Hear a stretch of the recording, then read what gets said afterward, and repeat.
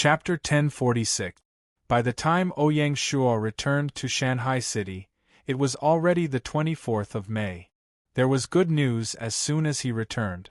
Over the past 2 days, many Song dynasty historical talents took the initiative to join Great Xia. Other than Su Zhi's father Su Sun and brother Su Shi, there were also Fan Zhongyan and Ouyang Xiu, the two iconic figures of the northern Song dynasty. Among them were Ouyang Xiu's student Xing Gong, Zhang Zai, Bao Jing, Han Qi, and Sima Guang. At the same time, Yu Fei's family had also arrived at Shanghai City, including his famous mother-in-law Lady Yao, his son Yu Yun, and his daughter Yu Yinping. In addition, Zhang Xian, Fu Xian, Niu Gao, Su Qing, and other generals of the Yu family also joined. For a time, Shanghai City was very lively. There were only 3 lords left in the wilderness, and there were not many choices for historical talent. No matter how one looked at it, Great Xia was the best choice. The foundation that Great Xia had accumulated over the years had finally exploded with astonishing power. During this period of time, not only the historical talents of the Song dynasty, but even the historical talents of the Han and Tang dynasties had their eyes on Great Xia. In the following period of time, Great Xia would usher in the best era. High-level talents would emerge like a geyser and flow into Great Xia like a river. It had been a year and a month since the establishment of Great Xia. Ever since Shanghai City was promoted to the capital city, it had expanded its territory and increased its population by 30 million in just a year. This did not include the millions of players who chose to settle in Great Xia. According to the latest statistics from the Civil Affairs Bureau, the total population of Great Xia had reached 65 million, and it would break the 100 million mark by this time next year. The demographic dividend was gradually appearing, and the desolate counties were gradually becoming prosperous. Great Xia had established education, medical, infrastructure, and industrial systems early on, and they were continuously providing talents and energy to the local areas, changing with each passing day. This was the only word that could accurately describe the rapid development of Great Xia. The larger the size and the faster the development, there would naturally be some new problems, which put a higher demand on the governance system of the dynasty and the governance ability of the county yamen. It was a big problem to control such a vast territory. Because of this, Ouyang Shuo decided to set up the State Affairs Research Center in the Cabinet of Advisors. It was precisely at this point in time that Ouyang Shuo's thirst for high-end talents was so that he could rely on these talents to assist the imperial court in governing the vast territory of Great Xia so that it wouldn't deviate from its course. Among the talents who submitted, other than Bao Jing, who was appointed as the head of the inspectorate, Su Sun, Su Shi, Sima Guang, Xing Gong, and Han Qi were all appointed as prefectural governors and sent to various provinces. Su Sun was appointed as Shu Province's Jiangyang County Chief, Su Shi was appointed as North Chuan Province's Tongren County Chief, Han Qi was appointed as Xiangnan Province's Changsha County Chief, Sima Guang was appointed as Jiangchuan Province's Zhejiang County Chief, Xing Gong was appointed as Jiangchuan Province's Ningdu County Chief. They were all vital prefectures. In this way, the shortcomings discovered by the Bureau of Personnel before the new year were basically fixed. At the same time, Yu Yun, Zhang Xian, Fu Xian, Niu Gao and Su Qing, the 5 generals of the Yu clan army, were also arranged to take up posts in various armies, all of them taking up the positions of division commanders. If he did not comply, he would be immediately expelled from Great Xia. Ouyang Shuo didn't want the Yu clan's army to exist in the Great Xia army. It was worth mentioning that valiant General Yu Yun was specially arranged by Ouyang Shuo to hold a post in the 4th Imperial Guard Corps. Obviously, Ouyang Shuo was very optimistic about this young general and hoped that Yu Yun would be able to take charge of an area in the future like Luo Shixin. In Great Xia, Yu Yun still had a lot of room for growth. On New Year's Eve in the year 1142, Yu Fei was killed in the Supreme Court prison at the age of 39. Yu Yun and Zhang Xian were beheaded together. At that time, Yu Yun was only 23 years old. It was really a pity. Another day passed in the midst of busyness. At around 5 in the afternoon, when it was almost time for dinner, Ouyang Shuo finally had time to meet someone in the imperial study. It was Feng Qinyue, who had just been transferred to the secret texts pavilion from the Shu province. Now, Ouyang Shuo felt that it was necessary to have a showdown with Feng Qinyue. Sit. Seeing that Feng Qinyue was a little vigilant, Ouyang Shuo said with a smile. Seeing this, Feng Qinyue nodded his head and sat at the side, his eyes full of curiosity. Ordinary players might not know that when Feng Qinyue was officially transferred to the secret texts pavilion in Great Xia, it set off a storm within the 6 big clans. Although with the end of the Battle of Swordsman City, the Feng clan and the Yanwang alliance gradually drifted apart, the higher-ups of the 2 clans still maintained close contact. The Feng clan had never left this circle. Even if they were not members of the Yanwang alliance, they were still important members of the Silver Hand. When they found out that Feng Qinyue took the initiative to go to Shanghai City, the Silver Hand had already secretly warned the Feng clan with the help of the Yanwang alliance, but the Feng clan managed to evade it. Fortunately, at that time, Feng Qinyue did not gain Ouyang Shuo's trust and only had a nominal position in the Shu province of Great Xia. No one thought that Feng Qinyue could really make a name for himself, and after a long time, it was left unsettled. This time, when Feng Qinyue was suddenly transferred to the secret texts pavilion in Great Xia, the Silver Hand became really vigilant. Although the Silver Hand did not know much about the specific operation of the secret texts pavilion in Great Xia, the secret texts pavilion was the center of Great Xia, and people who were not trusted by Ouyang Shuo were not allowed to enter. The meaning behind Feng Qinyue being transferred to the secret texts pavilion was too worth pondering.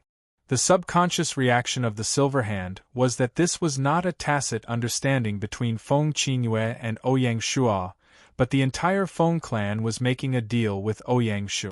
If they thought deeper, would the Feng clan betray the Silver Hand and turn to Great Xia?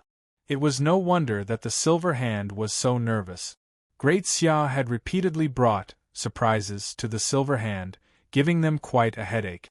Although they wanted to teach Great Xia a lesson, they had no way to do so. Of course, the upcoming national war might be an opportunity. The significance of Feng Qinyue gaining Ouyang Shuo's trust was far greater than its practical significance, because it meant that the tentacles of Great Xia had begun to extend into the Silver Hand, which was definitely a taboo. Once such a gap was opened, no one could predict what kind of stormy waves would evolve into in the future. There was another point that made the Silver Hand nervous.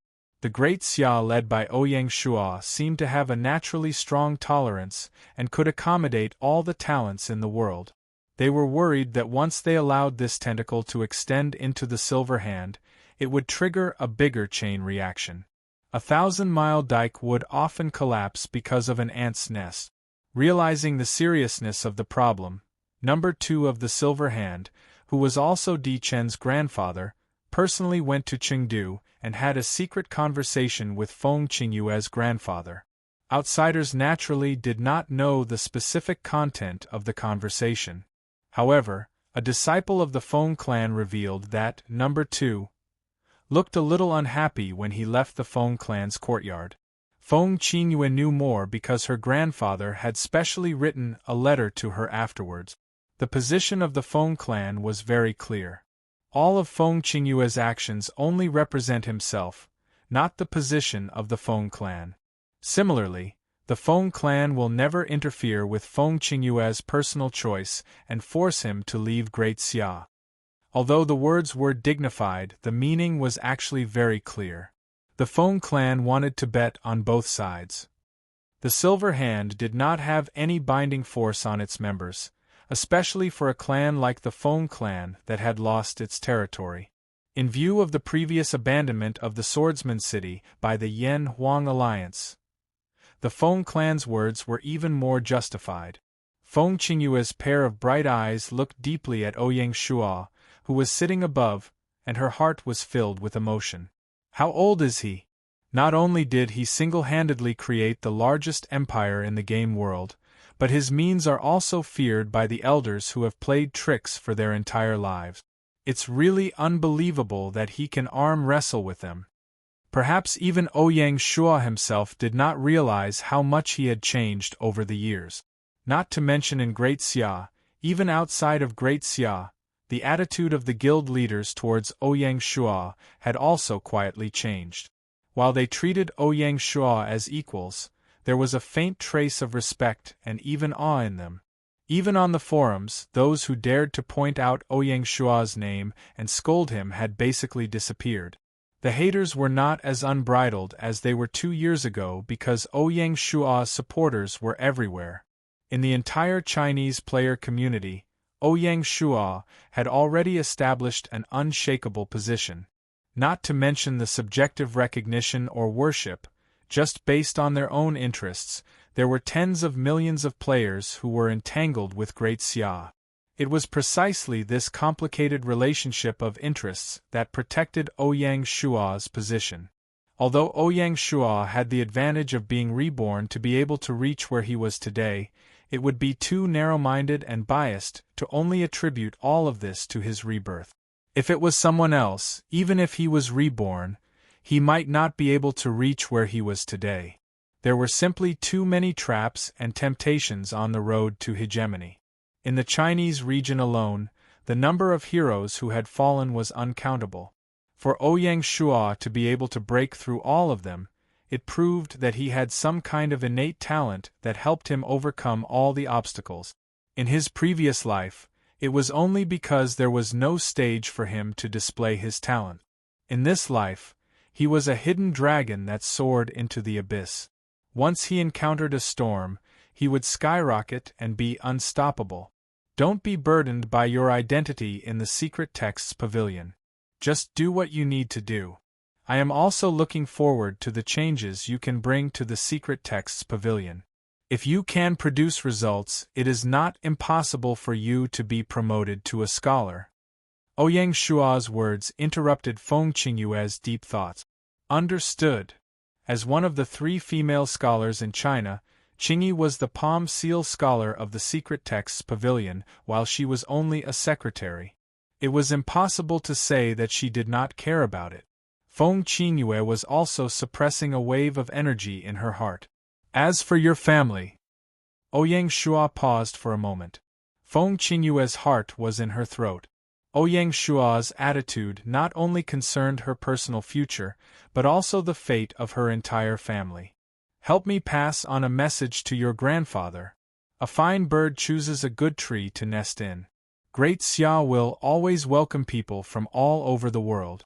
Just one thing, Great Xia does not need indecisive people, and will not wait for long. I hope that you can make a decision soon.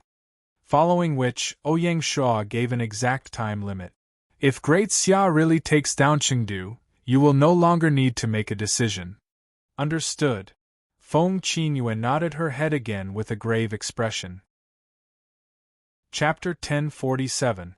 After having a showdown with Feng Qingyue, Ouyang Shuo ended his busy day. Inside the Everlasting Palace, the newborn Yuer and Luer were sleeping soundly. Perhaps it was because they had signed a contract with the Divine Beast, but the two of them were even more sleepy than the average baby. Other than drinking milk, they spent most of their time sleeping. The 2 children's daily diet consisted of breast milk and diluted 10,000-year-old stalactite. Under medical sage Zhang Zhongjing's supervision, they began tempering their bodies the moment they were born. By the time they reached the age of cultivation, their progress would probably be tremendous. Song Jia sat by the cradle and was focused on knitting a sweater. Ever since Yu and Luo were born, Song Jia had devoted all her attention to her children. She did not even bother with the corporation's matters. Looking at the loving mother in front of her, who would have thought that she was the former sect master of the Eastern Hedge Sword sect, the Pope of Entertainment, the chairman of the Mountain Sea Entertainment Holdings Corporation, and a true influential figure in the wilderness. When Ouyang Shuo saw this, he said with a smile, When you and Luo are 1 month old, Madam should leave them to the nanny to take care of. It's boring to stay in the palace all day. It's hard on Madam. Song Jia shook her head. Let's wait until after their first birthday. Song Jia did not feel bored while accompanying the two children. She enjoyed the rare moment of peace. When Ouyang Shua saw this, he did not say anything else. Looking at the pair of adorable children in swaddling clothes, Ouyang Shua felt extremely satisfied and filled with fighting spirit. Unfortunately, the two children's 1 month-old coincided with the war, so Ouyang Shua could not accompany them. An uneventful night passed. On the 25th day of the 5th year of Gaia, 9 in the morning, a system announcement spread across the world. World announcement: there are 5 days left to the first month of war. The national borders will be officially unlocked. The leaders of the war have to choose a war target within 2 days, or it will be considered as forfeiting. The moment the announcement was made, the entire world's players rubbed their fists. The curtains to the month of war that attracted the attention of the world had finally begun. According to Gaia's rules, the choice of a war target was one-sided. For example, Country A could directly declare war on Country B without the consent of Country B. When Country A declared war on Country B, it could also declare war on Country C. It could even be said that multiple countries could declare war on the same country. Of course, Gaia had its limit. It could not exceed 3 countries at most to declare war on the same country. Such a rule would bring more uncertainty to the kingdom war. Taking Country A as an example, while declaring war on Country B, Country A might also have to guard against attacks from Country C, Country D, and other countries. Some small countries that had a tacit understanding could adopt wolf pack tactics and destroy a medium-sized country. This was also the reason why Gaia requested the Kingdom War leaders to choose their Kingdom War targets within 2 days. It was to give the various kingdoms 3 days to prepare after confirming their opponent. The month of the nation war would be a global reshuffle. Unlike the struggle for supremacy in the wilderness, this time, it was a contest between nations. The regional overlord might use this opportunity to clear out the surrounding small countries, and the surrounding small countries might also attack together and kill the regional overlord. No one knew who would win or lose. This huge uncertainty, along with the conflict of interests, as well as the strong sense of mission and honor, were all mixed together.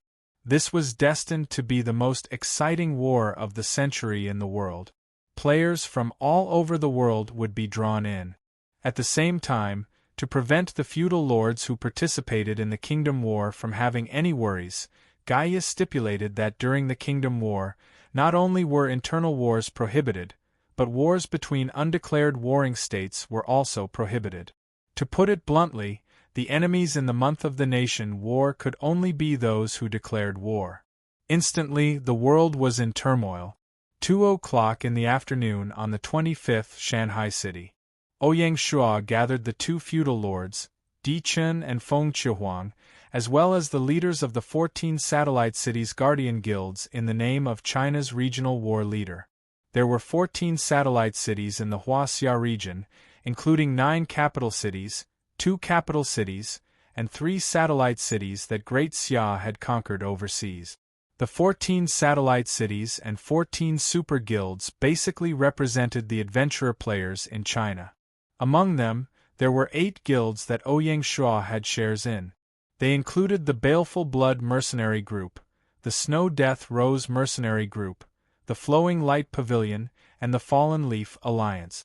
The Blood Shadow Alliance, the Mountain and Country Alliance, the Purple Moon Alliance, and the Southern Sky Alliance were the guardian guilds of the satellite cities controlled by Great Xia. The remaining 5 royal cities guilds, the Crisscrossing Sword Chi, the 18 Steeds of Swallow and Cloud, the Embroidered Uniform Guards, the Tingyu Tower, and the Laojun Temple, as well as the Purple Lightning Alliance, the newly added satellite cities guardian guilds of Handan City, were controlled by Handan City. From this, it could be seen that the entire China region was clearly divided into 2 camps. Although the Shanghai alliance led by Ouyang Shuo had the upper hand, it was unable to obtain an overwhelming advantage.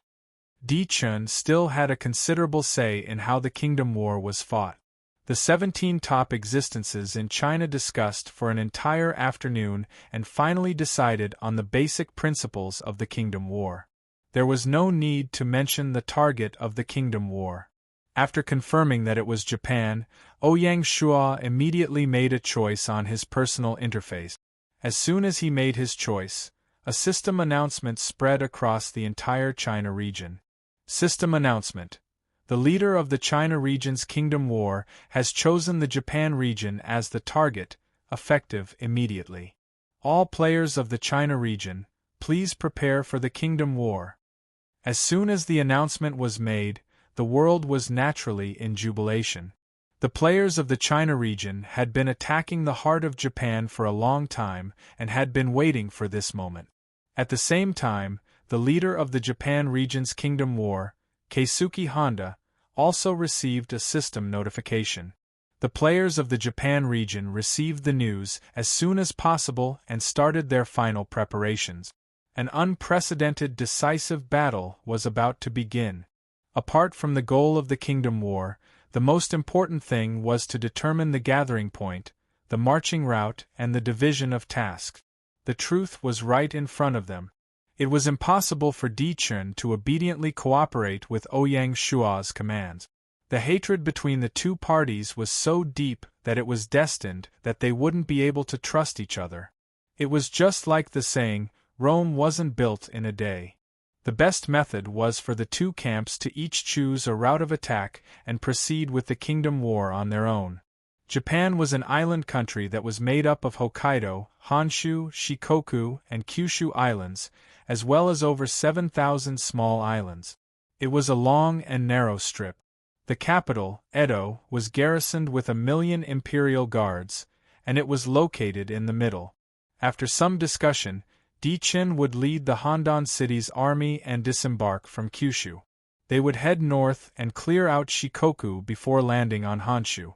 The Mountain and Sea Alliance's army, led by Ouyang Shuo, would take a detour and disembark from the northernmost Hokkaido before heading south to attack Honshu. The two armies would meet at Edo, the capital of Japan, and launch the final attack together. Because Japan was an island country, they would have to travel by boat. Considering the problem of teleportation, Great Xia set up 4 gathering points along the coast. They were Beihai Port in Beihai City, Nanshan Port in Cliff Mountain City, Jiaozhou Port in Jinhai City, and Binhai Port in Fengtian County in Northland Province. Apart from that, Ouyang Shuo was also preparing to negotiate with the Great Sui Court to open up the Chuanzhou Port as well. Handan City would open up 3 ports: Haijin Port in Jingdu Province, Shunqing Port in Donghai Province, and Zhoushan Port in Jiangnan Province. All adventurers from Huaxia who wanted to participate in the national war could gather at any of the ports based on their preferences from the 25th onward. At that time, Great Xia and Handan City would be responsible for the transportation of goods by sea. Because the two armies would be moving separately, whoever could get more unaffiliated players would have an easier time. Therefore, Di Chun and Ouyang Shuo both chose to waive all expenses. Just this alone would be a huge expense for the two territories. According to Ouyang Shuo's predictions, the biggest difference between the national war and normal national wars would be the polarization on the battlefield.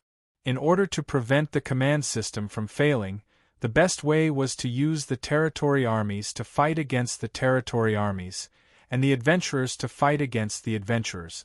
It would be unwise to mix the two armies, or else they would be wasting twice the effort. There were 10 million adventurers in the Japanese region, and they were a force that couldn't be ignored. After the discussion, Ouyang Shuo announced the arrangements for the national war on the forum that night, so that the players in the Huaxia region could refer to them and prepare in advance. Ouyang Shuo didn't think of keeping it a secret from the Japanese.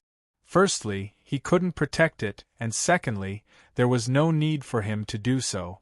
26th of May, the Xia Palace. After dealing with the overall situation, Ouyang Shua gathered the members of the Grand Council to discuss Great Xia's plans. Without a doubt, Great Xia's army would be the cornerstone of the national war, so they had to plan carefully and choose the most suitable army. First was the Navy. The Royal Fleet, the Cliff Mountain Fleet, the Atlantic Fleet, and the Coastal Fleet were all on the list. One could imagine that the most difficult part of the national war would be the problem of landing. Only by establishing a stable base on the island would they be able to continuously send troops ashore. Otherwise, there would be no discussion.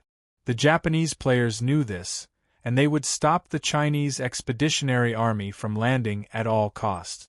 The competition between the two sides would start with the Navy. This was why Ouyang Shua decided to send out the most luxurious naval fleet in history.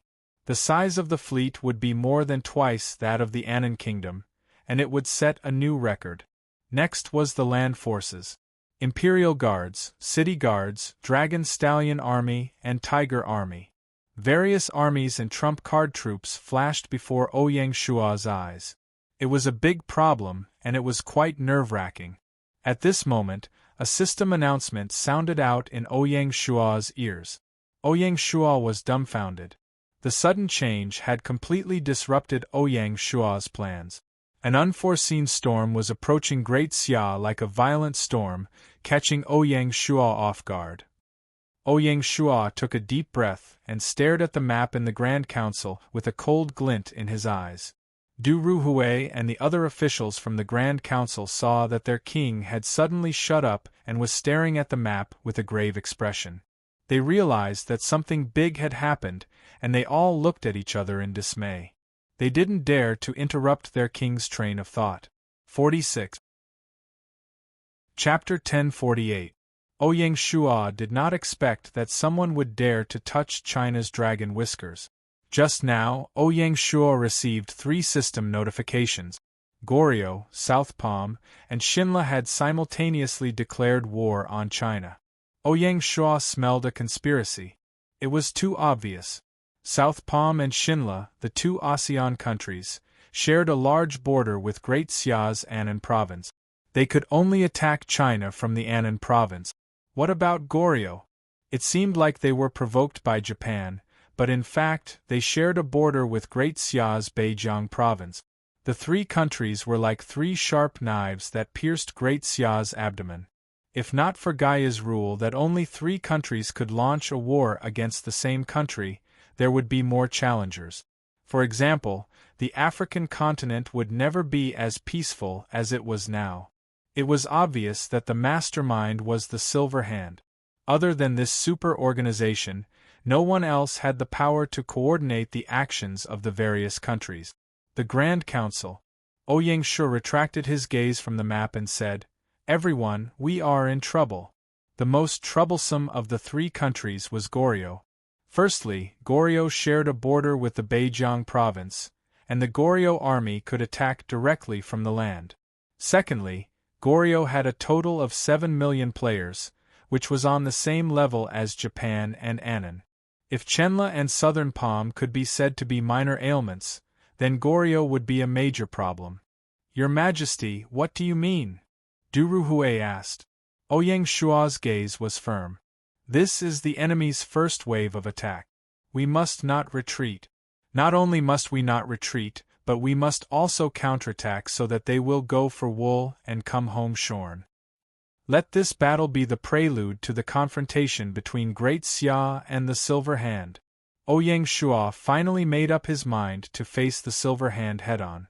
Perhaps, deep in his heart, Ouyang Shua had been waiting for this day to come. The current Great Xia had the confidence to deal with any provocation. When Bai Qi, Huatsubing, Zheng He, and the rest heard this, they felt their blood boil and clenched their fists. Ouyang Shua decided to split the Great Xia army into 3 relatively independent groups. Shinla and South Palm were the first group, and Bai Qi was in charge of the Southwest War Zone. It was reported that there were a total of 1.2 million Zhenla players, and 600,000 Southern Palm players. The forbidden army of the 2 countries added together was only 180,000, and even the territory army would not exceed 300,000. In the southwest war zone, the Blind Dragon Stallion Army and the Annan Corps had a total of 8 field legions, totaling 560,000 soldiers. With Bai Qi in command, it should be more than enough to deal with a pincer attack from the two countries. The Indian Ocean Fleet, led by Smoke and Fire, was in charge of providing reinforcements at sea. The order that Ouyang Shua gave Bai Qi was to seize the opportunity to annex the two countries. As for the confrontation between the adventurer players, Ouyang Shua planned to leave it to the Southern Sky Alliance, which was guarding the satellite cities in Hanoi. Similar to the Rivers and Mountains Alliance, in Morocco, and the Purple Moon Alliance, in Somalia, the Southern Sky Alliance, led by the cute little hero, was also a combined guild with a total of 300,000 members. In addition to the other Huaxia region adventurers who were stationed in the satellite cities and the tranquil South Province, it would be enough. Goryeo was the second group. In the face of this troublesome opponent, apart from the northern borderline army led by Chen Yuqing, Ouyang Shua was also prepared to mobilize the Flying Bear army led by Li Jing and the Imperial Guards led by Hua Tsubing to the north as reinforcements. In order to fight against Goryeo, Ouyang Shua played his strongest trump card. Ouyang Shua naturally had his reasons for doing so. If there was any difference between the Battle of Japan and the Battle of Goryeo, the Battle of Japan was an all-out war between nations, while the Battle of Goryeo was a contest between Great Xia and Goryeo. Just this point alone was enough for Ouyang Shua to make up his mind to send the strongest Imperial Guards into the Battle of Goryeo. Moreover, Japan was mainly mountainous and was an island country, which was not suitable for the Imperial Guards. 2 combined armies, 10 field legions, and 700,000 soldiers would cost 1.4 million gold coins just to teleport back and forth. This time, Ouyang Shua was going all out. The second group of reinforcements at sea was naturally the responsibility of the coastal fleet led by Qi Jiguang. As for the adventurer players, Ouyang Shua planned to mobilize the Blood Shadow Alliance that guarded the satellite cities in Shanghai City, the Rivers and Mountains Alliance that guarded Morocco, and the Purple Moon Alliance that guarded Somalia. Together with the Flowing Light Pavilion, there would be a total of 4 super guilds. Apart from that, Ouyang Shua also planned to mobilize the Chinese players to actively participate in the battle against Goryeo. Although the Silver Hand wanted to scam Great Xia, this was a war after all. Ouyang Shua should not be the only one fighting. With Ouyang Shua's prestige in the Chinese region, there was no problem. The commander of the second group of allied forces was designated by Ouyang Shua as the commander of the Flying Bear Army, Li Jing. Without a doubt, this was the moment for Great Tang's god of war, Li Jing, to prove himself. Whether or not he could live up to the title of commander-in-chief that Ouyang Shua had bestowed upon him would depend on the Battle of Goryeo. The last group was naturally Japan. Due to the influence of the Three Kingdoms Challenge, the expeditionary army that Great Xia sent to Japan would be greatly reduced. There was no need to mention the navy. Without the coastal fleet as reinforcements, there was still the Royal Fleet, Cliff Mountain Fleet, and the Atlantic Fleet. As for the land army, the Soaring Eagle Army, the Stalwart Tiger Army, and the city guards had to stay behind to defend their homeland. The only army that could really go to war was the Leopard Army led by Han Xian. The Soaring Eagle Army guarded the west, the Stalwart Tiger Army guarded the east, and the city guards guarded the headquarters. Although Gaia had stipulated that all internal conflicts were prohibited during the war, Gaia's ban was only limited to the 1 month of the war. Once the expeditionary army was unable to return to the country on time, it would be troublesome. Therefore, even if it was a 3-front war, Ouyang Shua had to leave behind troops to defend his homeland. At most, he could only transfer 1 army from the Soaring Eagle Army, the Stalwart Tiger Army, and the city guards. As for the Morocco Army, the Somali Army, and the Auckland Army, they only had 100,000 soldiers. Even if they were transferred, it was better than nothing, so it was better not to go through the trouble. It was worth mentioning that the Auckland region had already submitted to Great Xia, so it was no longer a separate war zone. It avoided a disaster. It had to be said that in the ASEAN region alone, Java had already set its sights on East Timor, while Johor had set its sights on Nigeria. It had to be said that in the ASEAN region alone, Java had already set its sights on East Timor, while Johor had set its sights on Nigeria. If it wasn't for the quota limit and the fact that they didn't share a border with Great Xia, Luzon would have chosen to start a war with Huaxia. Unfortunately, New Zealand couldn't be the target of the war, so Luzon was destined to miss out on this war. Apart from that, in the Asian continent, India had set its sights on the Bamboo region in the north instead of Ceylon across the sea. It could be said that India wanted to resolve the hidden dangers on the mainland first before turning back to deal with Ceylon. Without a doubt, this would be the most difficult war that Great Xia would face. For this war, Great Xia had mobilized almost all the troops on land and sea within its borders. The troops involved exceeded 3 million, and the players involved, including the logistics, exceeded 10 million.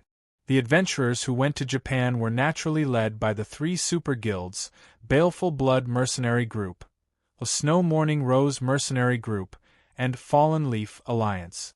Apart from that, a thread provided logistical support for the adventurers throughout the journey. Among the 3 major groups, the Japanese had the weakest land troop. Fortunately, Great Xia wasn't alone this time. The Blazing Flame Legion of Fallen Phoenix City would go with the Great Xia army to conquer the northern region of Japan. In an instant, the Japanese army once again became the most powerful force. Just the land army alone numbered 910,000. During the meeting yesterday, Feng Qiuhuang had already made it clear that the Blazing Flame Legion would obey the unified command of Great Xia. Therefore, Ouyang Shuo needed to designate a commander for the Japanese expeditionary force. Without any hesitation, Ouyang Shuo decided on Han Xian. Bai Qi, Li Jing, and Han Xian could be said to be the 3 most well-rounded immortal generals in the Great Xia army. They were also Ouyang Shuo's most trusted commanders. Every time there was a war, one of them would definitely appear on the stage. This was also why Ouyang Shuo decided to let Sun Bin lead the brave Tiger Army to defend his home instead of the Leopard Army. After deciding on the strategy for the war, Ouyang Shuo stopped at that. The specific battle strategy, troops, rations, supplies, and warships would naturally be jointly handled by the Grand Council, the Privy Council, and the 3 commanders, Bai, Li, and Han. Everyone had their own specialties, and Ouyang Shuo couldn't handle a 1,000,000-strong army. Furthermore, Ouyang Shuo had other things to do. That afternoon, Ouyang Shuo posted a message on the forum. "I've received a notification from the system. Goryeo, South Palm, and Chenla have declared war on us." Once the news came out, the world was in an uproar. After the Chinese players were shocked, they couldn't contain their indignation. Just like what Ouyang Shuo had thought, as the strongest region in the gaming world, the Chinese players subconsciously believed that China could only attack others and had no reason to be attacked. Who would have thought that Chenla, South Palm, and Goryeo would be so reckless? For a moment, the crowd was stirred up, and requests for war could be heard incessantly. It had to be said that in this aspect, the Chinese players were very unyielding. Even if it was a 1v4 battle, they weren't afraid at all. In addition to the support of 100 million players, they also had Great Xia. Naturally, Ouyang Shuo couldn't say much on the forum, but the External Information Office, led by Violet Roland, the Deputy Minister of the Chamberlain of Dependencies, quickly took action and summoned the wind and rain on the forum. On one hand, Violet Roland declared Great Xia's determination and boldness to resist the foreign enemies. He timely disclosed the distribution plan of the 3 armies of Great Xia to appease the hearts of the Chinese players. Following which, the External Information Office changed the tone and guided the Chinese players to resist the foreign enemies together with Great Xia. Relying on the previous promises, The Chinese players' favorable impression of Great Xia was simply exploding. They couldn't wait to throw themselves into the war and follow in Great Xia's footsteps. Of course, this was only the atmosphere on the forum and didn't represent the real situation. This was a matter of life and death. Every adventurer, especially the frontline combat professional players, would be extremely cautious when making a choice. This was understandable. Ouyang Shua didn't place all his hopes on the casual players. The main force of adventurer players was still the elite teams of the Super Guild. Because of this, Ouyang Shua began to meet the leaders of the 8 guilds that held shares in the war. He explained to them clearly about Great Xia's strategy for the war and hoped that they would cooperate. How to convince them was a test of Ouyang Shua's wisdom. 46. Chapter 1049. Japan, Mikasa City.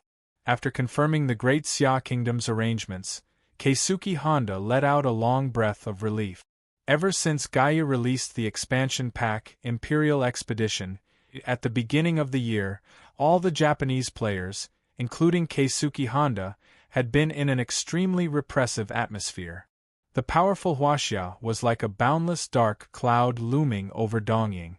In order to save his country, Keisuke Honda started to take action.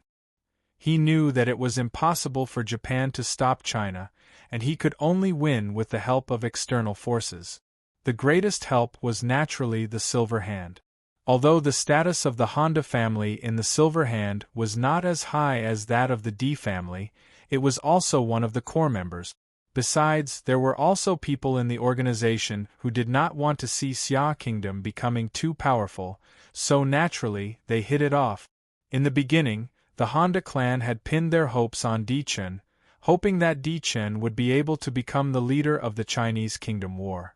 If that was the case, all their problems would be solved. Unfortunately, things didn't go as planned. Dichen was defeated by Ouyang Shua. Seeing that the Kingdom War was inevitable, Keisuke Honda wanted to find an enemy for China to reduce the pressure on Japan's defense. Thus, Korea, which shared a border with Great Xia, became Japan's first ally.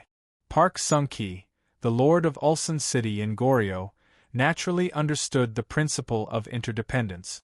If Goryeo watches the Japanese be destroyed this year, Goryeo will face the same fate as the Japanese next year.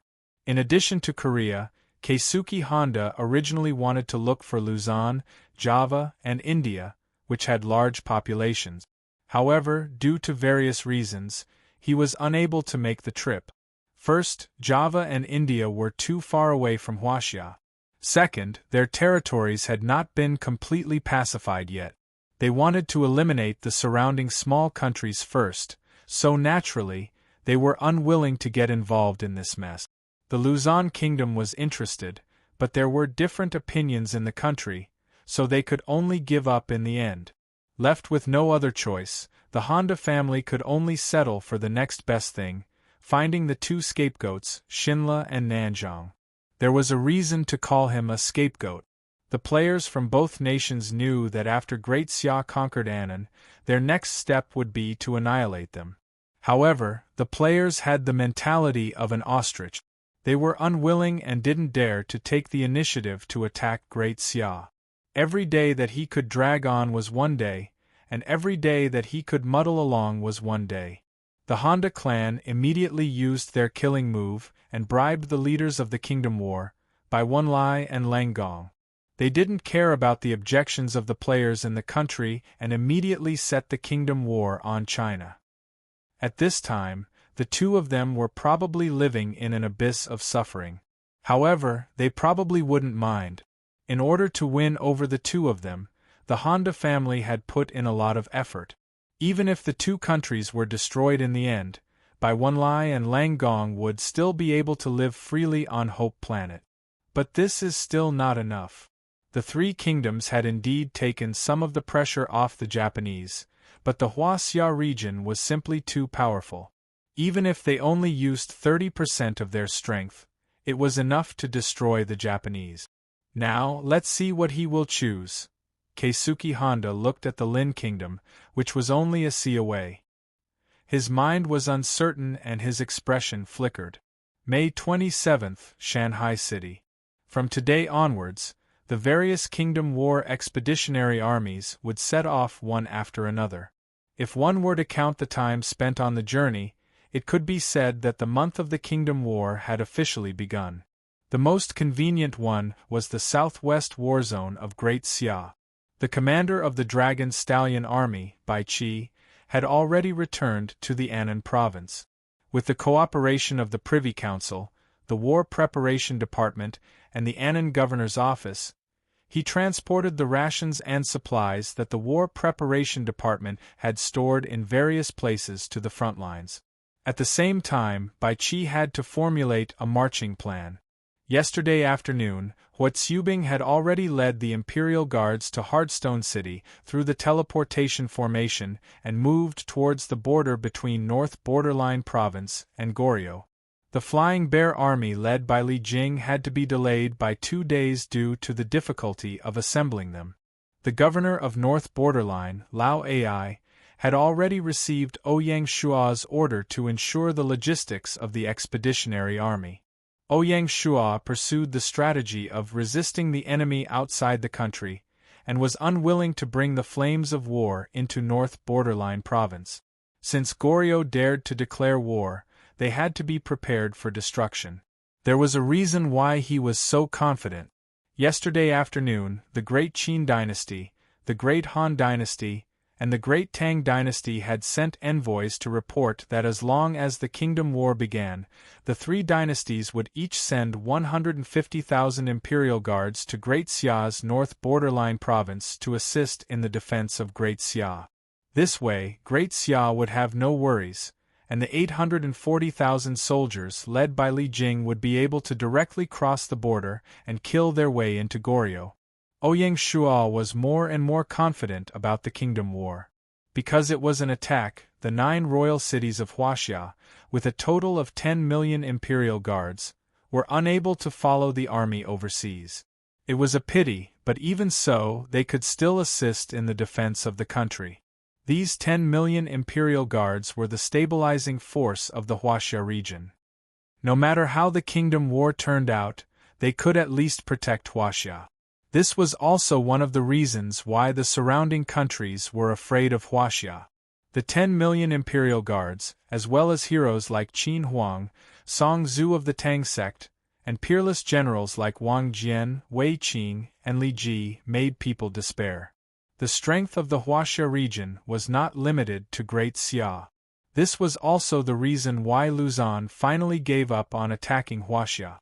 As for the adventurer players, the elite groups of the Blood Shadow Alliance, Rivers and Mountains Alliance, a Purple Moon Alliance, and Flowing Light Pavilion were already gathering at Hardstone City.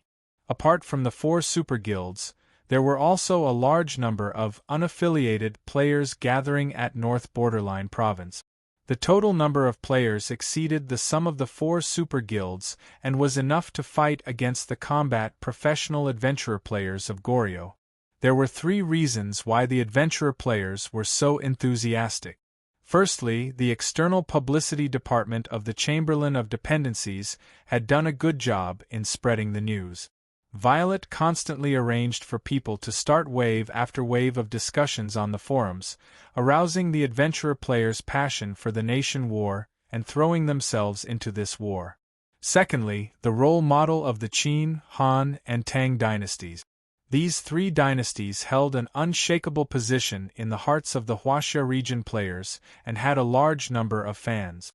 Xianying, Chang'an, and Luoyang were also the 3 royal cities with the most adventurer players.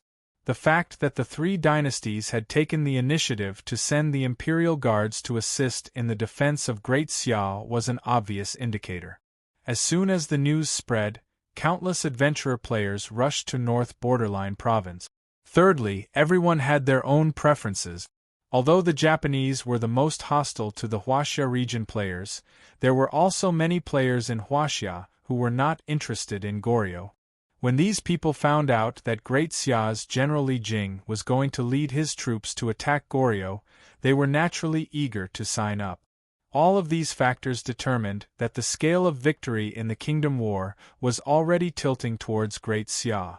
The final outcome of this war and the price that Great Xia would have to pay would depend on the god of war, Li Jing.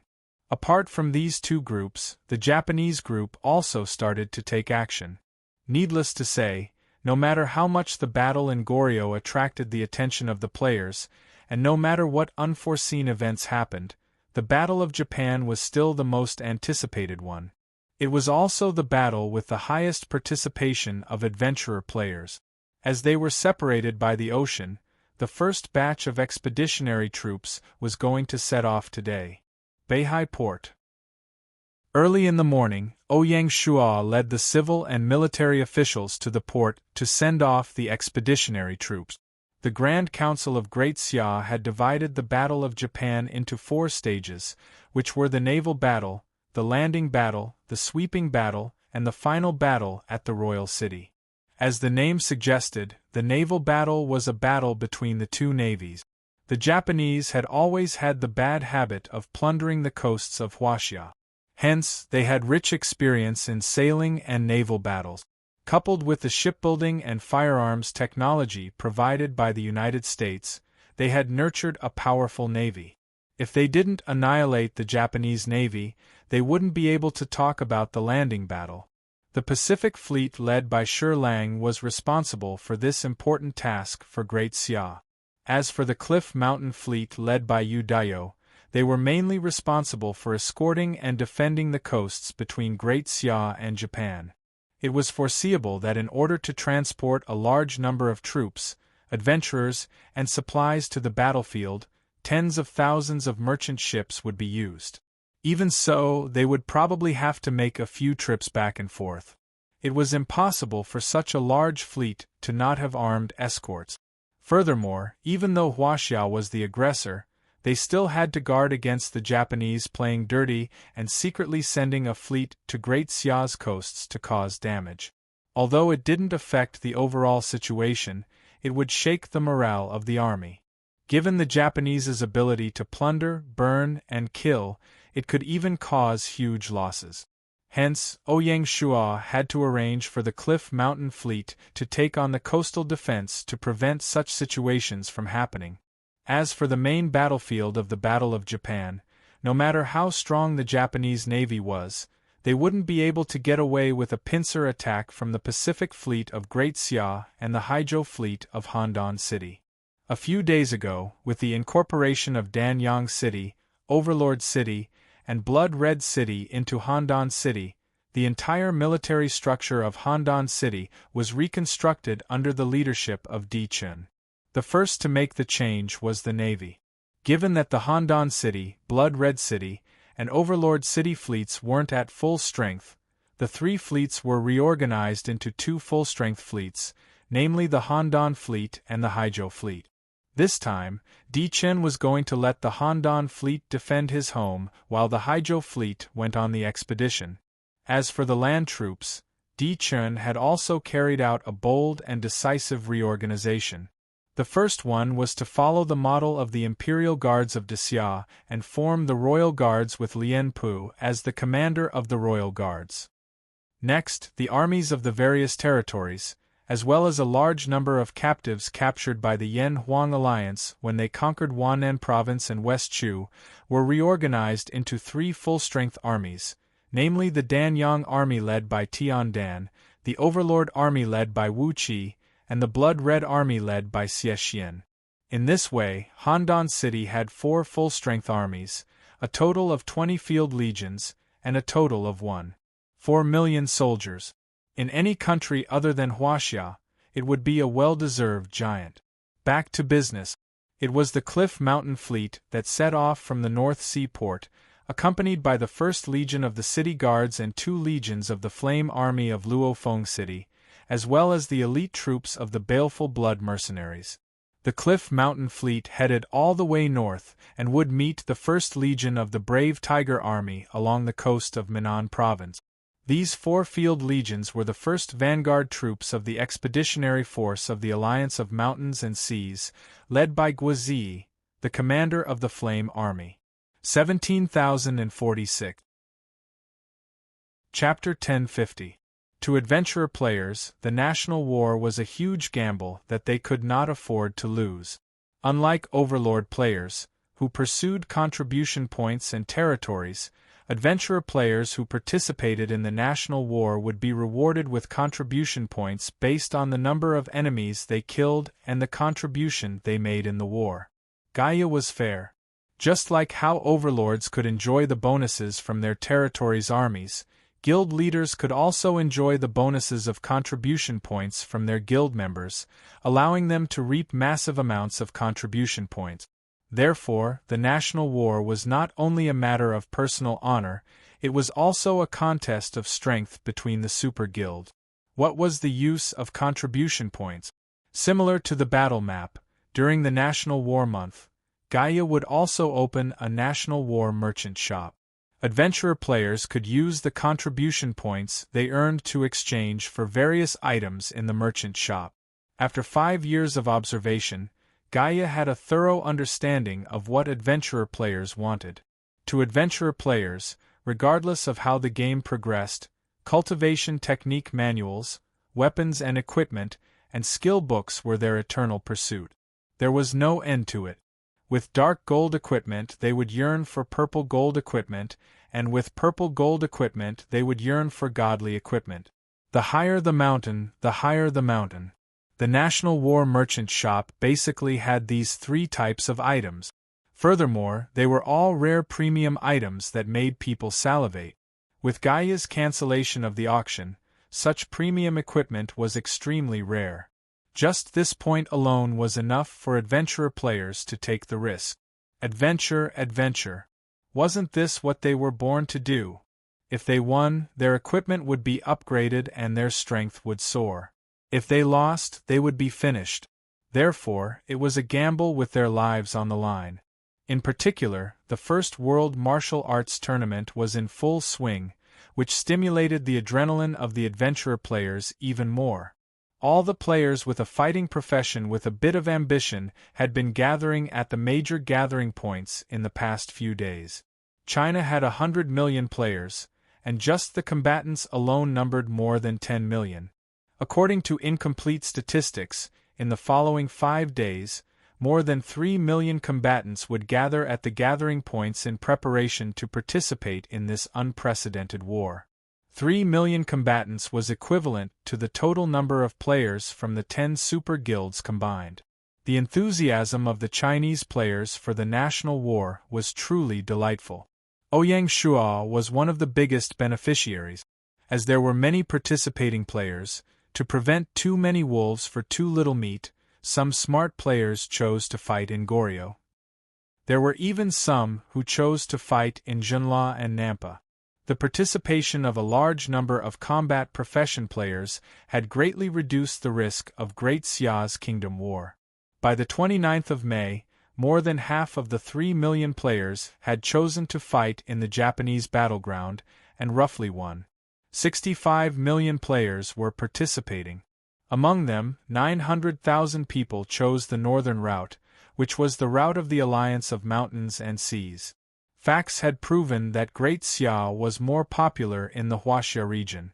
By the looks of it, 750,000 players had chosen the southern route, which wasn't much different from the northern route.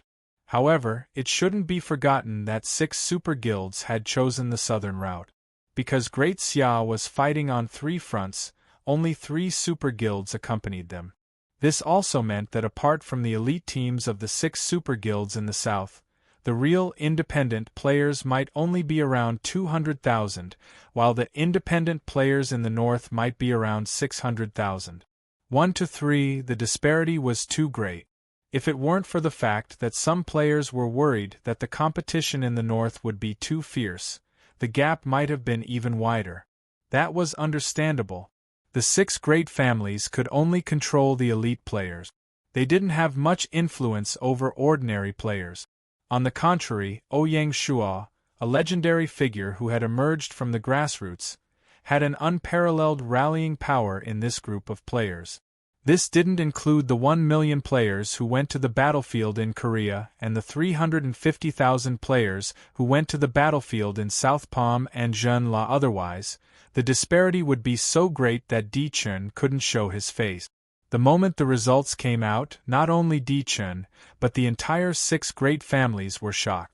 They knew that Ouyang Shua had a huge influence among ordinary players, but that was only a vague feeling. They had never seen the data directly. It wasn't until this set of naked statistics were placed on their desks that they truly felt how great Ouyang Shua's influence in the Huaxia region was. It was reported that the moment the results came out, the Feng family's patriarch locked himself in his study and didn't sleep for an entire night. It was obvious that he had received an extraordinary shock. Perhaps the Feng family's patriarch wasn't the only one who couldn't sleep. A huge change was quietly brewing.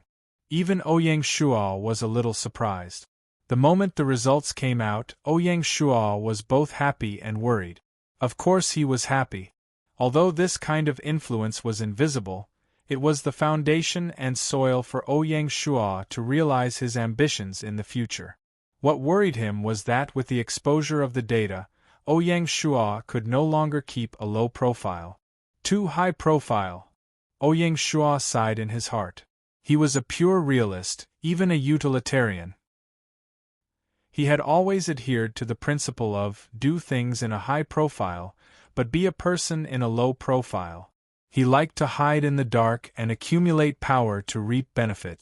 But with this exposure, Ouyang Shua could no longer keep a low profile.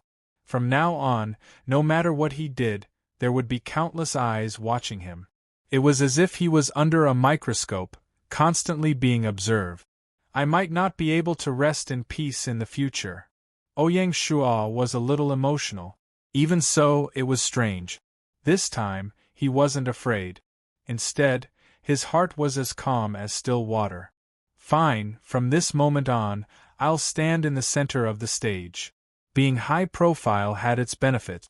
Sooner or later, Ouyang Shua would need to adapt to life under the spotlight. Gaia Year 5, 1st of June, North Sea Port.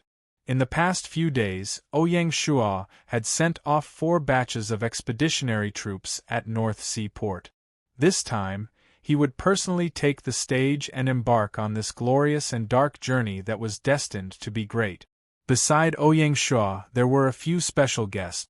They were the Lord of Fallen Phoenix City, Feng Qiuhuang, the leader of Baleful Blood Mercenary Group, Xie Xiun, the leader of Snow Rose Mercenary Group, and Righteous Knight, the leader of Flowing Light Pavilion.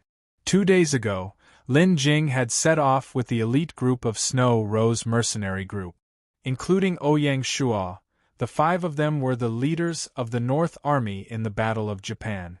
Li Jing was in charge of commanding the army, and the leaders of the elite groups led the various guilds. Therefore, Ouyang Shua jokingly called the 5 of them the Japanese sightseeing group, the kind that only watched the show without doing anything. As for the independent players, Ouyang Shua had never thought of unifying them, nor did he have the ability to do so. Once they disembarked, they couldn't be restrained at all. Because it was already the month of the national war, those who should have set off had already set off. Just yesterday, Li Jing led the Flying Bear Army and set off under the protection of the Cliff Mountain Fleet's 5th Formation. Therefore, North Sea Port was rather deserted today, and only the Royal Fleet was docked there. You Emperor was always so eye-catching, and Bloody Romance and the others were dumbfounded. They didn't expect Great Xia to be able to build such a mighty warship, and they were all envious. Faced with the praise of Bloody Romance and the others, Ouyang Shua smiled without saying a word. They didn't know that Great Xia had already started to build more advanced ironclad warship. If there were no accidents, the first experimental warship would be launched at the end of the year. After boarding You Emperor, the Royal Fleet didn't set off in a hurry because they were waiting.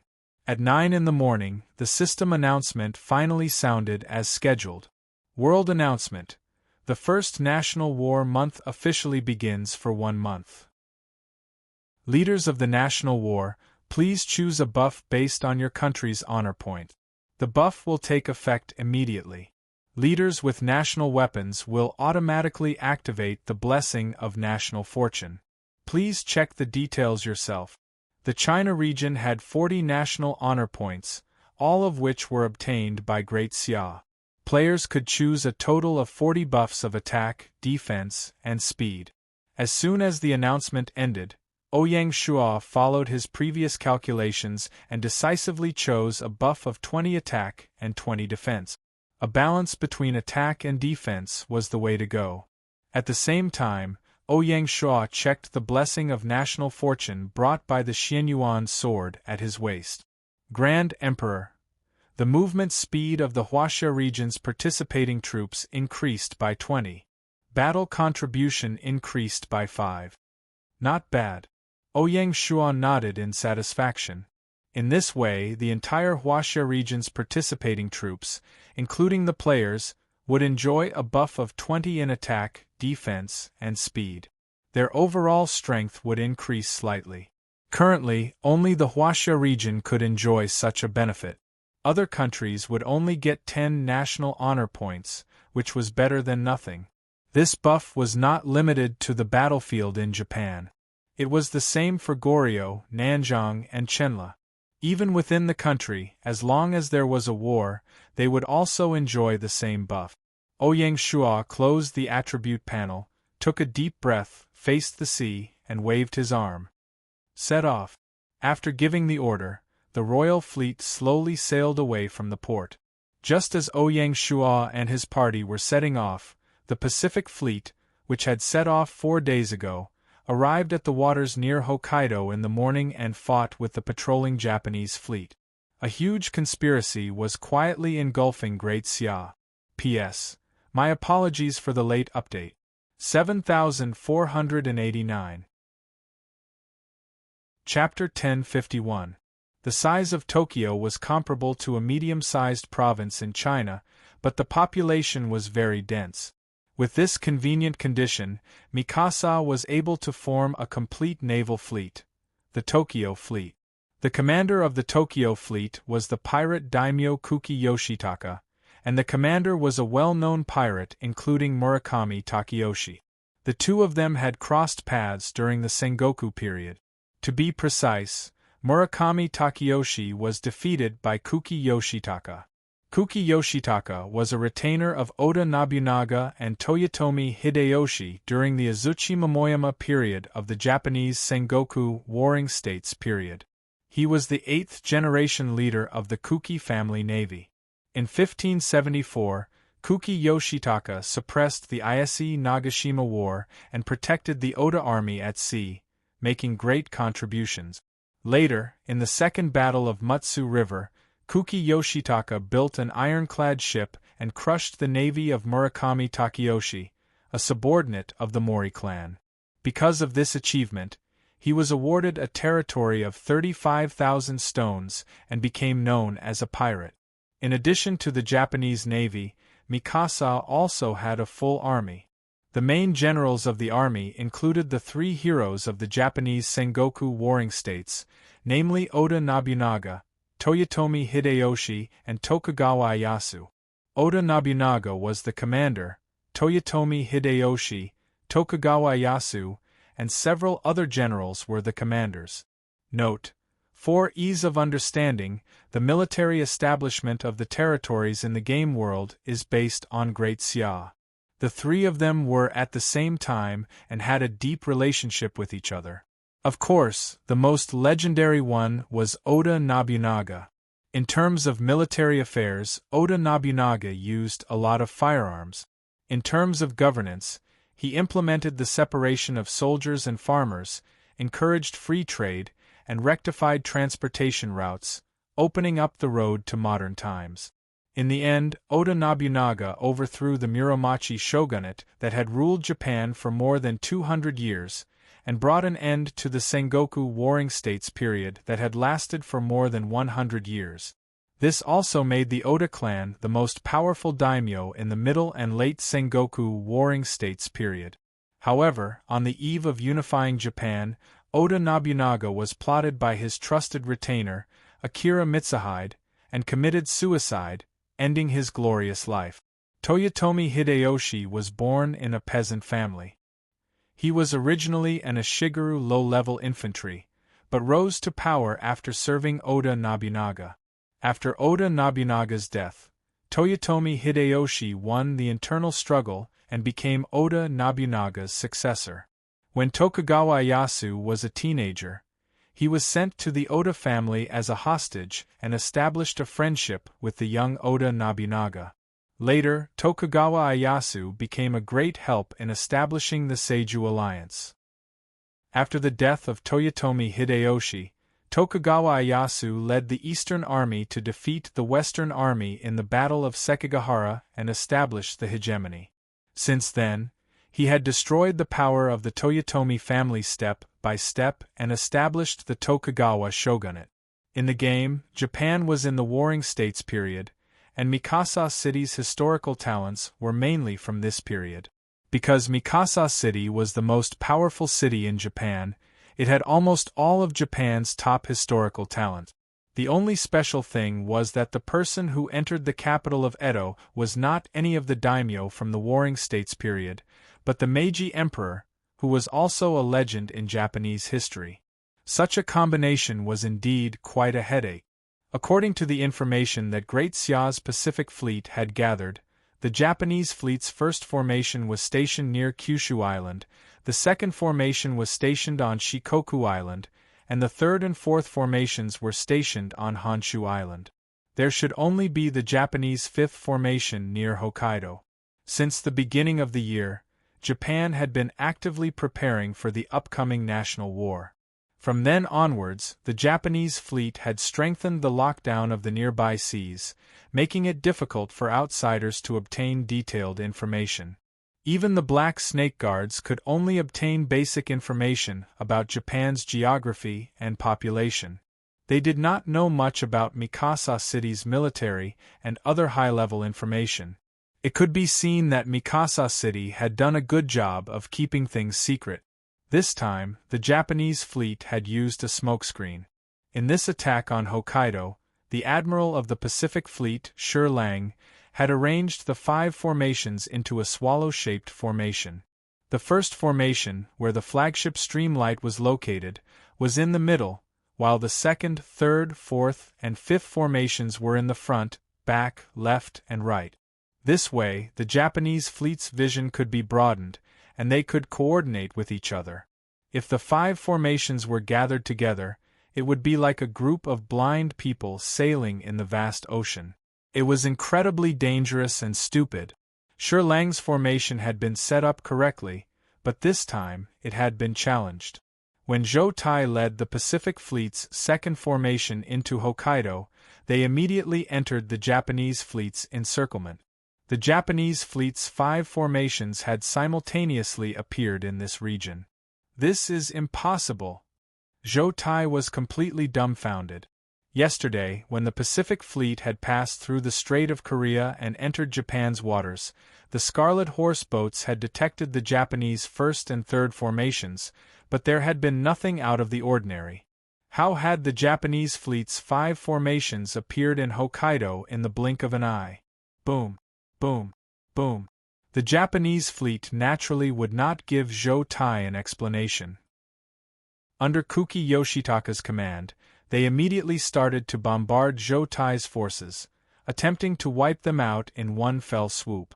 Thanks to Liberty City's generosity and favoritism, Mikasa City had started to use firearms as soon as they had established the Japanese fleet. Mikasa City's cannons and firearms were not inferior to Great Xia's at all. Because the firearms manufacturing technology came from Liberty City, they were superior to Great Xia's. In the vast ocean, the Japanese fleet had formed a massive encirclement, and 200 or so battleships were arranged in a fan shape, madly firing at Zhou Tai's forces. Massive cannonballs descended like meteors, falling towards Zhou Tai's forces. Some pierced through the deck, some destroyed the mast, some destroyed the hull, and some missed, causing massive splashes on the surface of the ocean. Some unlucky deep-sea beasts had just risen to the surface, and were about to take in some fresh air when they were hit by a cannonball. A massive crater was blasted open on their backs, causing blood and flesh to fly everywhere. It seemed that they would not be able to survive. This was what it meant to be caught in the crossfire. Seeing this, the nearby deep-sea beasts scrambled to escape to the periphery of the sea, unable to avoid it. Zhou Tai's forces were blasted into a daze, and they suffered heavy losses. "Hurry, ask for help from the flagship." Zhou Tai gave the order, and a signal flare was immediately sent into the air. Following this, a flying device docked on the second formation's flagship rose into the air, and only after reaching a safe zone did it turn and fly out. After giving the order, Zhou Tai started to adjust the fleet's formation and set up a defensive formation. The Japanese fleet's overall strength was about the same as the Pacific Fleet, and Zhou Tai did not have the confidence to fight 1 against 5. Right now, the safest method was to wait until the main fleet arrived. "Damn it!" Zhou Tai, who had a bad temper to begin with, gritted his teeth, and his face turned ashen. On the Japanese fleet's flagship, Kuki Yoshitaka. On the top deck, the fleet commander Kuki Yoshitaka used a telescope to observe the battle situation in the distance, and a satisfied expression appeared on his face. He smiled and said, "Very good, continue to fire. Don't give the enemy any time to rest." "Hi." Kuki Yoshitaka noticed the enemy's flying device and knew that the enemy's reinforcements would arrive soon. As a famous pirate, Kuki Yoshitaka did not fear the Great Xia fleet. On the contrary, he was filled with confidence. Based on Kuki Yoshitaka's knowledge, the Japanese pirates had often attacked the coastal areas of Huaxia, and they had won more than they lost. Naturally, he did not fear Great Xia. Kuki Yoshitaka's appetite was not just the enemy's vanguard. He wanted to use them as bait to completely destroy Great Xia's Pacific Fleet and defend Japan's maritime right. "Come." Kuki Yoshitaka smiled. With the help of flying devices, communication conches, and signal flare, the Pacific Fleet commander Shi Lang soon received Zhou Tai's distress signal. He frowned. "Send out the Scarlet Horse boats and flying devices to investigate the enemy's situation." Shi Lang did not panic, nor did he immediately order for reinforcements. It was a taboo to attack without knowing the enemy's situation. As a mature general, Shi Lang would naturally not make such a low-level mistake. Very soon, the four fleets sent out hundreds of Scarlet Horse boats, and they spread out like fish in the sea. They were in charge of gathering first-hand information and assisting the commander in making decisions. At the same time, 5 flying devices rose into the sky. "Send the orders to the left and right wings to advance in battle formation," Shi Lang ordered. "Yes, sir." As the fleet advanced, Shi Lang received continuous reports. When he found out that the entire Japanese fleet had appeared, he was no less surprised than Zhou Tai. "This is troublesome." Shi Lang's expression was grave.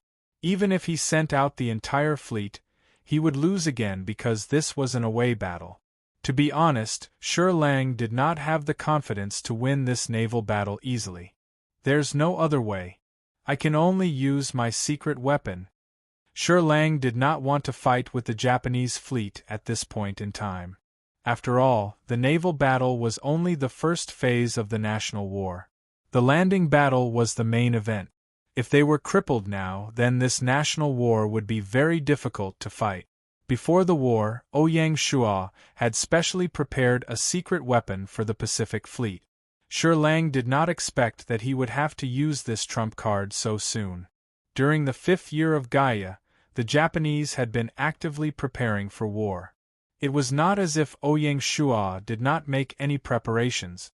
Just 2 months ago, Ouyang Shuo had used the opportunity to purchase demonic crystals from Lemuria to purchase 4 magic-powered submarines from Lemuria City at one time.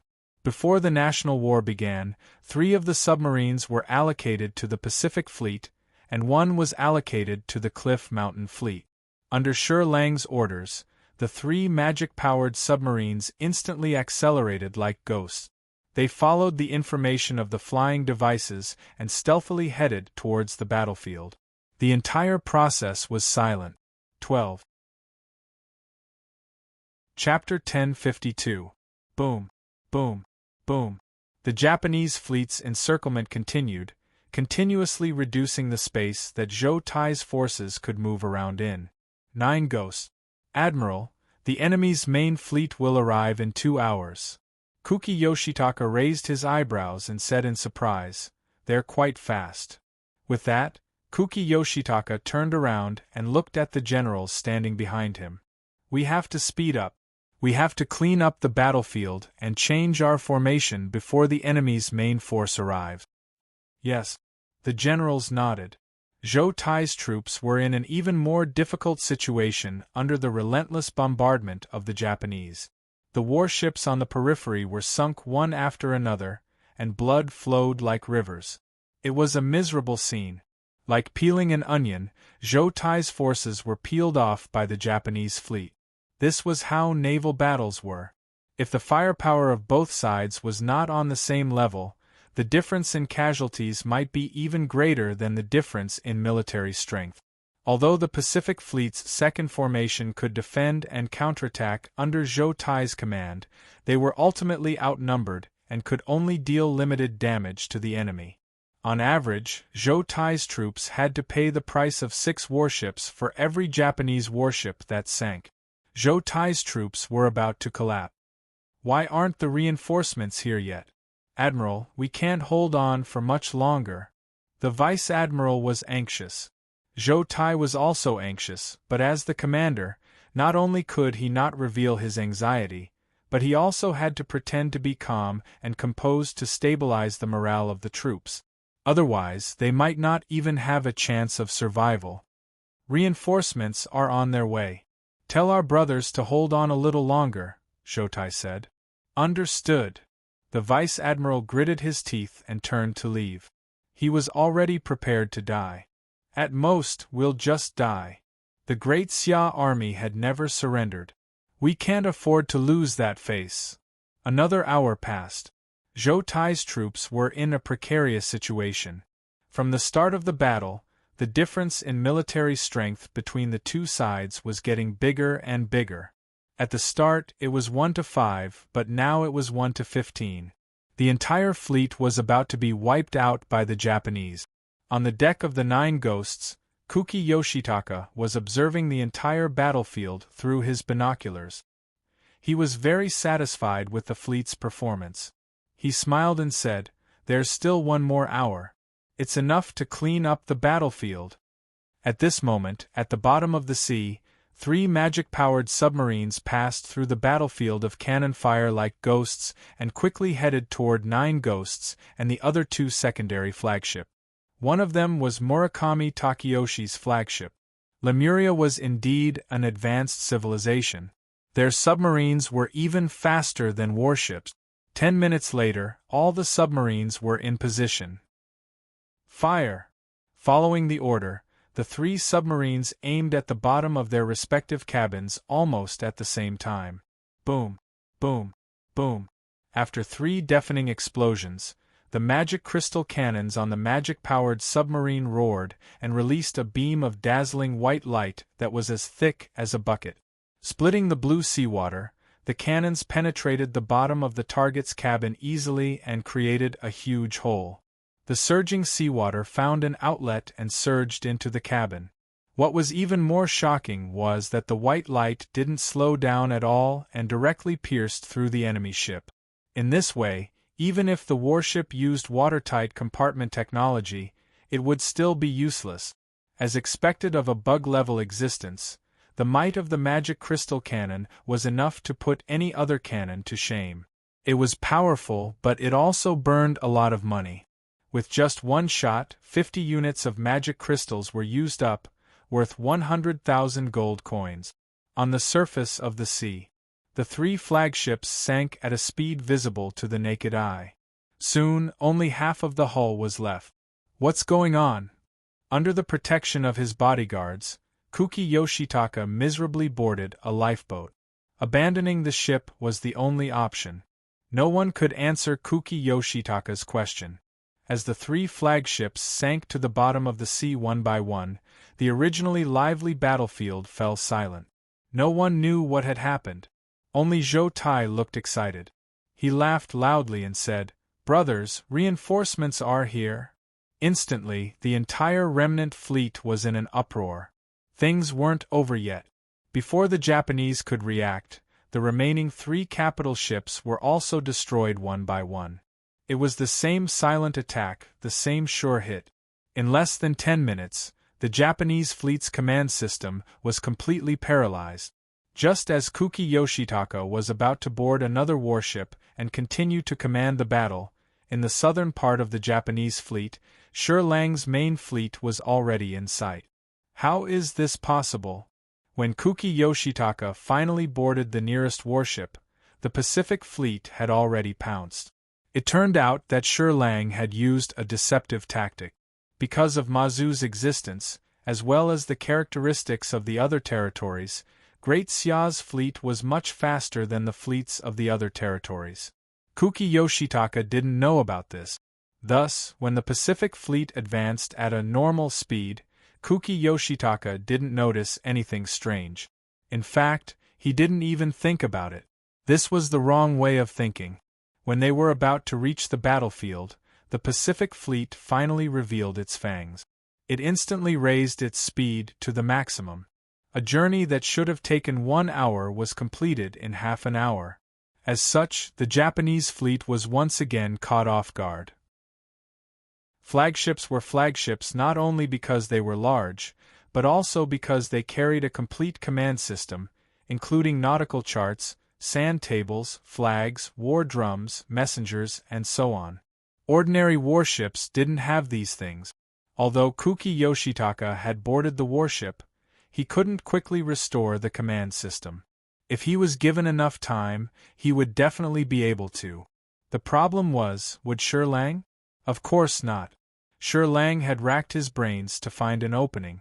The Pacific Fleet was like a ferocious tiger, biting its prey, wanting to kill it. The situation on the battlefield was instantly reversed. Just like that, the Japanese fleet's encirclement turned into the Pacific Fleet's counter-encirclement. Cannons boomed, and blood and flesh flew everywhere. A cruel naval battle once again took place, but this time, both sides had lost one. Retreat. Although he was unwilling, Kuki Yoshitaka wisely chose to retreat. If they continued to fight, the Japanese fleet would definitely be buried in the ocean.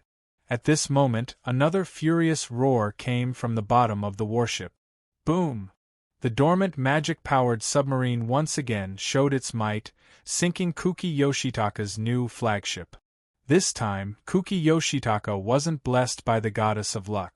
Not long after his small boat left, a cannonball fell from the sky and hit the boat. No, Kuki Yoshitaka let out a cry of despair as the cannonball exploded beneath his feet.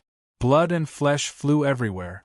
The Japanese fleet's commander finally died a pitiful death. His flesh and blood melted into the ocean, becoming food for the fishes. What happened next was nothing out of the ordinary. Relying on the magic-powered submarine, the Pacific Fleet launched a beautiful counterattack, defeating the Japanese fleet in one fell swoop and obtaining the first great victory of the national war. In the next few days, Shi Lang would lead his fleet to hunt down the remnants of the Japanese fleet. He had to annihilate the Japanese fleet and completely seize control of the sea, creating the conditions for the second stage of the national war. Although Great Xia's Pacific Fleet had won, the dark clouds had yet to disperse. Why was the Japanese fleet so unconventional, turning a blind eye to Handan City's Haijo fleet and focusing on going against the Great Xia's Pacific Fleet? What role did the Haijo fleet play in the formation of the Japanese fleet? As the Japanese fleet was destroyed, everything became a mystery. 89. Chapter 1053. As an island nation, there were close to 100 ports along the coast of Japan. More than 70% of these ports were concentrated in Honshu, and the top 5 ports were all located here. In comparison, there were very few ports near Hokkaido, and even fewer suitable for an army to land and fight. After considering the geographical location of the island and the deployment of the army, only Kushiro Port in the east, Rumling Port in the west, and Tomakamai Port in the south were left to choose from. Keisuke Honda was well aware of this. Even before the war, Mikasa City had spent a lot of effort to build an impregnable defense line along the coast of the main port. Keisuke Honda was really ruthless. Before the war, he ordered the demolition of the port and used torpedoes to block the port so that the Great Xia fleet couldn't even enter the port. They could only land on the beach on both sides. The core of the defense line was 3 rows of cannons, arranged from the lowest to the highest to ensure the endurance of the firepower network. The cannons looked down from above, and the interwoven firepower network could cover the entire beach area. The dense firepower network was enough to destroy any landing force. In addition, there were arrow towers behind the cannons, and rows of archers were stationed there. They could use projectiles to cover the beach area and ensure the safety of the archers. Finally, there were gunners. They hid in the cannons and complemented the cannons through the firing port. What was even more amazing was that this combination basically eliminated the possibility of Great Xia's simulated aircraft bombing, unless the aircraft acted as a suicide squad and launched a death charge. The aircraft were expensive to build, and they couldn't afford it. Only someone as perverted as Keisuke Honda could think of such a perverted defense line. In order to build such a war fortress at the major ports, Mikasa City had almost emptied out all of its assets. Fortunately, the Japanese players were very united and contributed money and effort in the process. June 2nd, Hokkaido's Kushiro Port. At around 9 in the morning, the Cliff Mountain Fleet escorted the Expeditionary Army's vanguard troops to the nearby sea area. On the flagship Gaihai, the Expeditionary Army's vanguard officer, Guazii, looked at the cannons on the shore and frowned. He asked Udio, the commander of the Cliff Mountain Fleet, "General, can the cannons hit the enemy's position?" Udio shook his head. "The enemy is very experienced, and the cannons are very well arranged. Because the range of our cannons and the enemy's cannons are equal, the enemy's cannons can hit the beach, but our warships can't reach the coast to fire." The battleship was huge, and its draft was extremely deep. It was impossible for it to reach the shore normally, or else it would directly run aground. Guazii continued to ask, "Can we use aerial bombing? If the aircraft doesn't want to be shot down by the enemy, it has to hover at least 400 meters in the air. The accuracy of the bombs dropped will be greatly reduced. It's worth a try, but don't get your hopes up." Mimicry aircraft had long become the standard equipment of the Great Xia Navy. Not to mention a fleet, even a formation would be equipped with 2 to 3 mimicry aircraft on the flagship. Udio was very familiar with the combat characteristics of the aircraft. "This is troublesome." Guazii gritted her teeth and said, "No matter what, let's give it a try first. That's the only way." Udio had no other choice. Very soon, 5 mimicry aircrafts rose from the deck of the flagship. They lined up in a straight line and flew unsteadily toward the enemy's position. Because it was by the sea, it was often windy. There was a westerly wind blowing, especially high up in the sky, where the wind force reached a force of 5 and above. The bombs dropped from a high altitude would easily miss the target due to the wind. The first round of bombing didn't hit the target. When Udio saw this, he glanced at Guazii unobtrusively with an awkward expression. Although it was affected by the wind force, it was still too embarrassing. Especially in front of their allies, it would damage the prestige of the Great Xia Army. The second round of bombing didn't significantly improve the situation. Only one bomb hit, and it only exploded at the edge of the enemy's artillery battery. There weren't many casualties. The next few rounds of bombing were average. It was impossible to shake the enemy's defensive line with such a degree of bombing. The most important thing was time. The war only lasted for a month, and it had to be resolved quickly. It was estimated that the Expeditionary Army commander, Han Xian, would lead the main force to the front line tomorrow morning. By then, the Navy, field legions, combat professional players, and logistics personnel would add up to more than 3 million people and thousands of ships. For such a huge fleet, every day they were delayed at sea would consume a shocking amount of resources. No matter how wealthy Great Xia was, they wouldn't be able to last more than a few days. Therefore, the vanguard troops had to break through the situation in the shortest time possible and successfully land on the beach. They would then establish a stronghold on land and advance inland to replenish their resources. Since we can't do it by air, we can only attack by force. Guizi turned around and looked at the commanders. Who is willing to lead the troops into battle? I am willing to go. Just as she finished her sentence, a valiant general stepped forward. It was the commander of the 1st Legion of Fallen Phoenix City's Blazing Flame Army, one of the 10 most valiant generals in history. Feng Qiuhuang had displayed great sincerity in this expedition by arranging for the Blazing Flame Army to be the vanguard. Other than repaying Great Xia, Feng Qiuhuang also wanted to make use of this battle to build up the reputation of Fallen Phoenix City and earn a lot of merit points to be promoted to a duke. Seeing that Handan City was about to be established, how could Feng Qiuhuang not be anxious?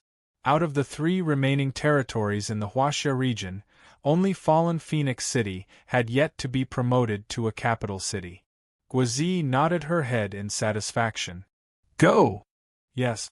After a while, Ran Min brought 10,000 elites of the Blazing Flame Army to the Scarlet Horse boat and rushed towards the coast. Once they reached the shore, they jumped off the boat and rushed towards the shore. The moment the soldiers at the front stepped on the soft sand, the enemy troops moved. Boom, boom, boom. In an instant, cannons were fired. The cannonball the size of a head exploded on the beach, sending the golden sand flying in all directions. Like a bullet, it shot towards the soldiers in the surroundings. Ah, my eyes! Some unlucky soldiers were hit in the eyes by the flying sand and cried out in pain. Raise your shields! The tall and sturdy Ran Min wielded a long spear and commanded his troops to scatter in all directions. While dodging the artillery shells, he used his shields to block the rain of arrows and charged forward. Kill! Ran Min's task was to charge into the fort. With a schwa sound, numerous steel shields were erected, forming an iron wall. Even though Ran Min was a valiant general, he was not stupid.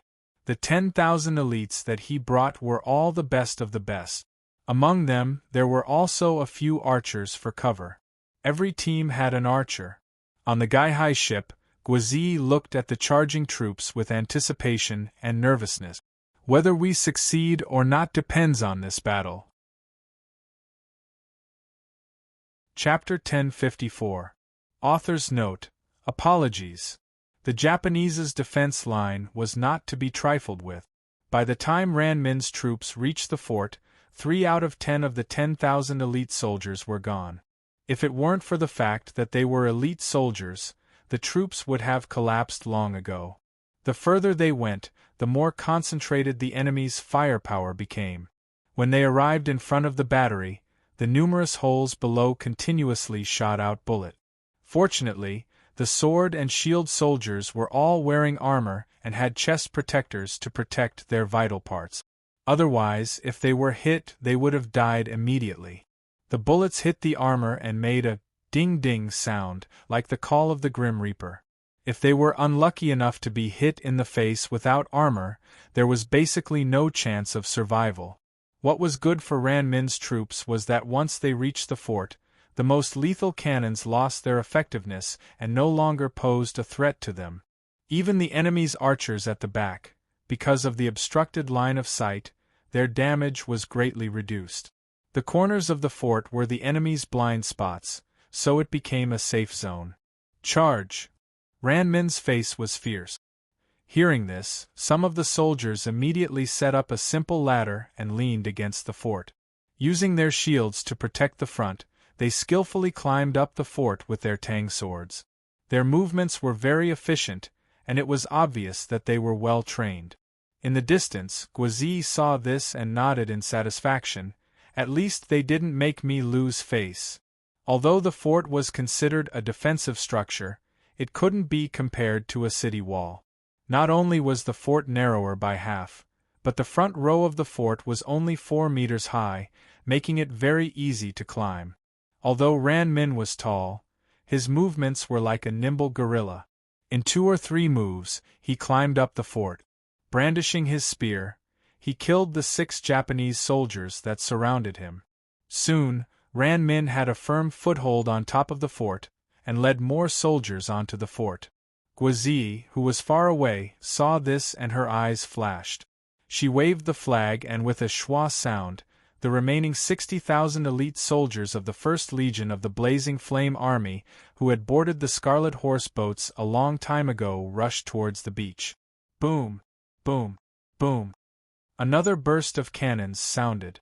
Ran Min's troops only affected the first row of forts. The next 2 rows of forts, as well as the arrow towers, were still operating normally, firing towards the beach. With the brave performance of the vanguard troops personally led by the Legion commander, the Blazing Flame Army was no longer afraid. The generals and soldiers braved the sky full of cannon fire and roared as they charged forward. Glory to the Blazing Flame Army! Yes, if they won this battle, the Blazing Flame Army would be renowned throughout the world. If they wanted to break through the enemy's defensive line, there were 2 major problems. The first was to open up a gap in the defensive line and use it as a base point to spread out in all directions. After paying a heavy price, the 10,000 elites of the Blazing Flame Army completed this difficult task. The second was to guard the gap, which was even more difficult than the first. Seeing Ran Min's troops climb onto the forts, the Mikasa City Army and the Japanese army went berserk, charging towards Ran Min without any regard for their own lives. From the looks of it, it seemed like Ran Min's troops would be drowned. The Blazing Flame Army was not to be outdone either. They swore to defend the hard-earned glory of the Blazing Flame Army with their lives. Both sides fought with their lives on the line. In their eyes, there was only offense and no defense. The intense battle caused even the heavens and earth to change color. However, the gale on the sea was getting stronger and stronger. The waves surged and splashed against the beach. The Scarlet Horse boats that the Expeditionary Army used to disembark were rocked up and down by the wave. Some of the Scarlet Horse boats capsized, causing a disaster at sea. Even the fleet that was docked on the outskirts began to move up and down. Although they had lowered their sails, they were still unable to stabilize themselves. This was because the ships were too densely packed and could easily collide with each other. This damned weather! Yu Dayo, the commander of the Cliff Mountain Fleet, complained as he began to evacuate the ship. At the same time, he arranged for the sailors to go into the sea to rescue the Blazing Flame Army soldiers who had fallen into the water. Luofeng City was located in the hinterland of the north. Thus, the majority of the Blazing Flame Army soldiers did not know how to swim. The battle on the forts was extremely intense. The soldiers on both sides were in a killing frenzy. In less than half an hour, the forts were completely dyed red with blood. This was because corpses continuously fell from the forts, accompanied by the rain of blood. This completely obscured the line of sight of the musketeers that were hiding within the forts. This showed how intense the battle was. To the Japanese, every battle in the country war was a decisive battle, a battle to the death. Every time they lost a position on the battlefield, it meant that they were one step closer to the destruction of their country. Therefore, they had no way out and could only fight to the death. This was especially true for the Japanese professional players. The destruction of their country was not only a matter of honor, but also their lives. If they could defend, then everything would be fine. If they couldn't, then rather than being forced to reincarnate by Gaia, they would rather die on the battlefield. The Japanese were still very fierce. When they put their lives on the line, it was enough to make people tremble in fear. The most obvious example was that Ran Min's troops, who had finally managed to charge onto the forts, were being attacked by the enemy. Their numbers were decreasing at a speed that could be seen by the naked eye. The positions that they had just occupied were constantly being taken back by the enemy. Seeing that the positions that his men had sacrificed their lives for were about to be lost, the martial morning heavenly king Ran Min was enraged. "Kill!" Old K let out a loud roar. His voice shook the entire arena, sending shockwaves everywhere. Ran Min's originally tall and sturdy body suddenly expanded. His muscles bulged like a small mountain and his veins popped out. A fierce aura rushed out, causing people to feel fear. The long spear was as red as blood. The Japanese soldiers surrounding Ran Min on the forts were the most. Seeing Ran Min's power, they were so scared that they retreated instead of advancing. Ran Min coldly smiled and took the initiative to attack. In an instant, flesh and blood flew everywhere and corpses littered the battlefield. The crazed Ran Min was like an ancient beast. He rampaged through the battlefield, invincible. Wherever his long spear passed, no one was able to block a single attack from Ran Min. Even the Japanese players couldn't do that. Fear spread like a plague. No wonder he was one of China's 10 great generals. He really made people tremble in fear. "Let's go together." The Japanese soldiers defeated their fear and once again charged at Ran Min. Ran Min's eyes were like lightning. His face was cold and unspeakable, killing intent and ferocity. He was like an emotionless killing machine. He weaved his way through the enemy's ranks, not knowing the word fatigue. If a person gets in his way, he will kill. Kill! Stimulated by this, the raging flame corps vanguards' morale soared. They became even more ferocious and wanted to take back their positions. This battle entered its most desperate stage. Both sides forgot about life and death. They forgot about their comrades. They forgot about everything else. In their eyes, there was only the enemy. In their hearts, there was only one thought: kill him. The number of casualties rose like a tide. Both sides suffered heavy casualties. As the saying goes, one is no match for the many. Although Ran Min was brave, he was only one person. The Japanese army that was stationed behind him seemed to be endless. Every time a batch died, another batch would take its place. There were only a few raging flame corps soldiers left standing on the fort. Out of the 10,000 raging flame corps soldiers, not even one remained. A desolate feeling filled the battlefield, causing people to be moved. Chapter 1055. The persistence of the blazing flame army finally paid off. Just as Old K was about to collapse, the second batch of blazing flame army finally arrived at the base of the fort. Kakaka, they quickly set up ladders to reinforce the vanguard. "General, we're here." The soldiers only had time to report to the Legion commander before they raised their swords and charged forward. With the addition of nearly 50,000 soldiers, they finally stabilized their position and began to counterattack the enemy. The situation was reversed. Seeing this, Old K's heart was filled with pride. His already exhausted body once again burst forth with frightening strength and continued to slaughter the enemy. If they won this battle, Old K would be the main contributor. In the distance, Guazi saw this and became excited. She decisively ordered, "City guards, advance." Yes. On the Scarlet Horse boat, the commander of the City Guard's First Corps, Zhao Sihu, received the military order.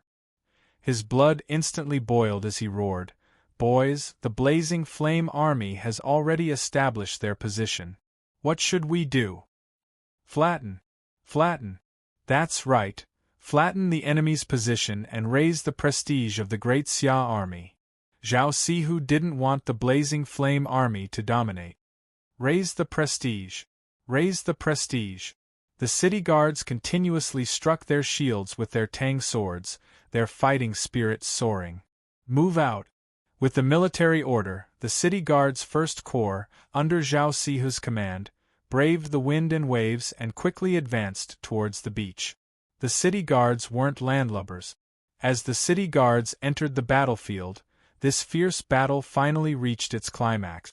In the following period of time, the Brave Tiger Corps 1st Corps and the Blazing Flame Army 2nd Corps were brought into the battlefield by Guazzi.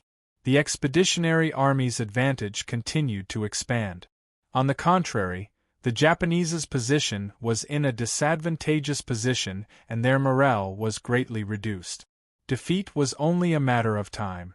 Even so, the Japanese army's tenacity shocked Guazzi. The two sides fought from 10 a.m. until 4 p.m., and only after all of the 100,000 Japanese players had died did the battle finally come to an end. No one had expected that the Expeditionary Army would lose more than 35,000 men in a local beach landing battle, and that they had only captured a little more than 10,000 territorial troops from Mikasa City that had survived. What a loss! Looking at the tens of thousands of Blazing Flame Army corpses on the beach, Guazzi's heart ached. Fortunately, we've finally taken it down. As the vanguard, Guazzi did not disappoint. Within a day, he had completed the beach landing and opened up a forward base for the main force. He was worthy of being called a famous general. On the same day, the United States Pacific Fleet also completed their encirclement of the Japanese fleet. To everyone's surprise, the Southern Army also completed the beach landing on the same day and smoothly advanced into Kyushu Island, which made everyone's jaw drop. The armies of the North and South once again stood on the same starting line. The first phase of the Battle of Japan came to an end. The greater and more intense battle had just begun.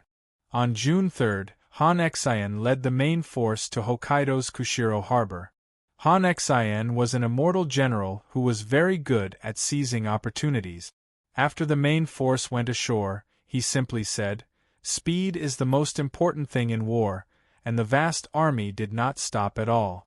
They immediately divided into 3 groups and quickly rushed toward the hinterland of Hokkaido. The left group was made up of Guazzi's Blazing Flame Army and the Baleful Blood mercenary group Elites. The middle group was made up of Han Exien's Leopard Army and the Snow Rose mercenary group Elites. The right group was made up of the City Guard's 1st Corps, the Leopard Army's 1st Corps, and the Stalwart Tiger Army's 1st Corps. Chao Chun was the main commander, Chao Chi was the vice commander, and the Fallen Leaf Alliance Elites were also there. As for solo players, Han Exien did not make any rules. They could choose which army they wanted, or they could do whatever they wanted.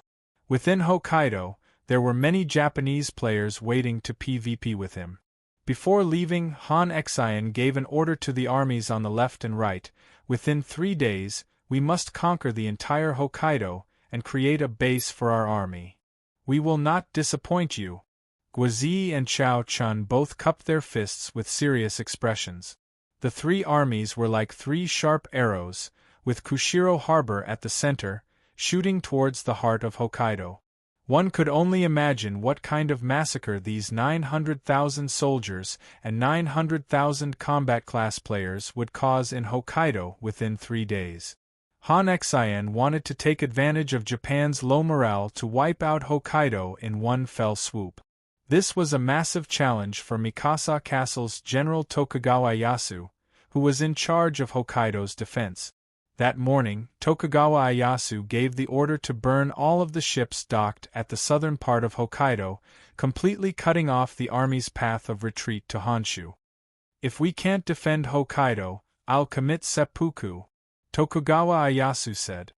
Hearing this, a wave of grief and indignation spread throughout the Japanese army, causing them to be deeply moved. There was a saying in the art of war: "An army filled with righteous indignation will win." It was unknown whether or not Tokugawa Ieyasu would be able to create a miracle. After all, his opponent was the godly General Han Exien.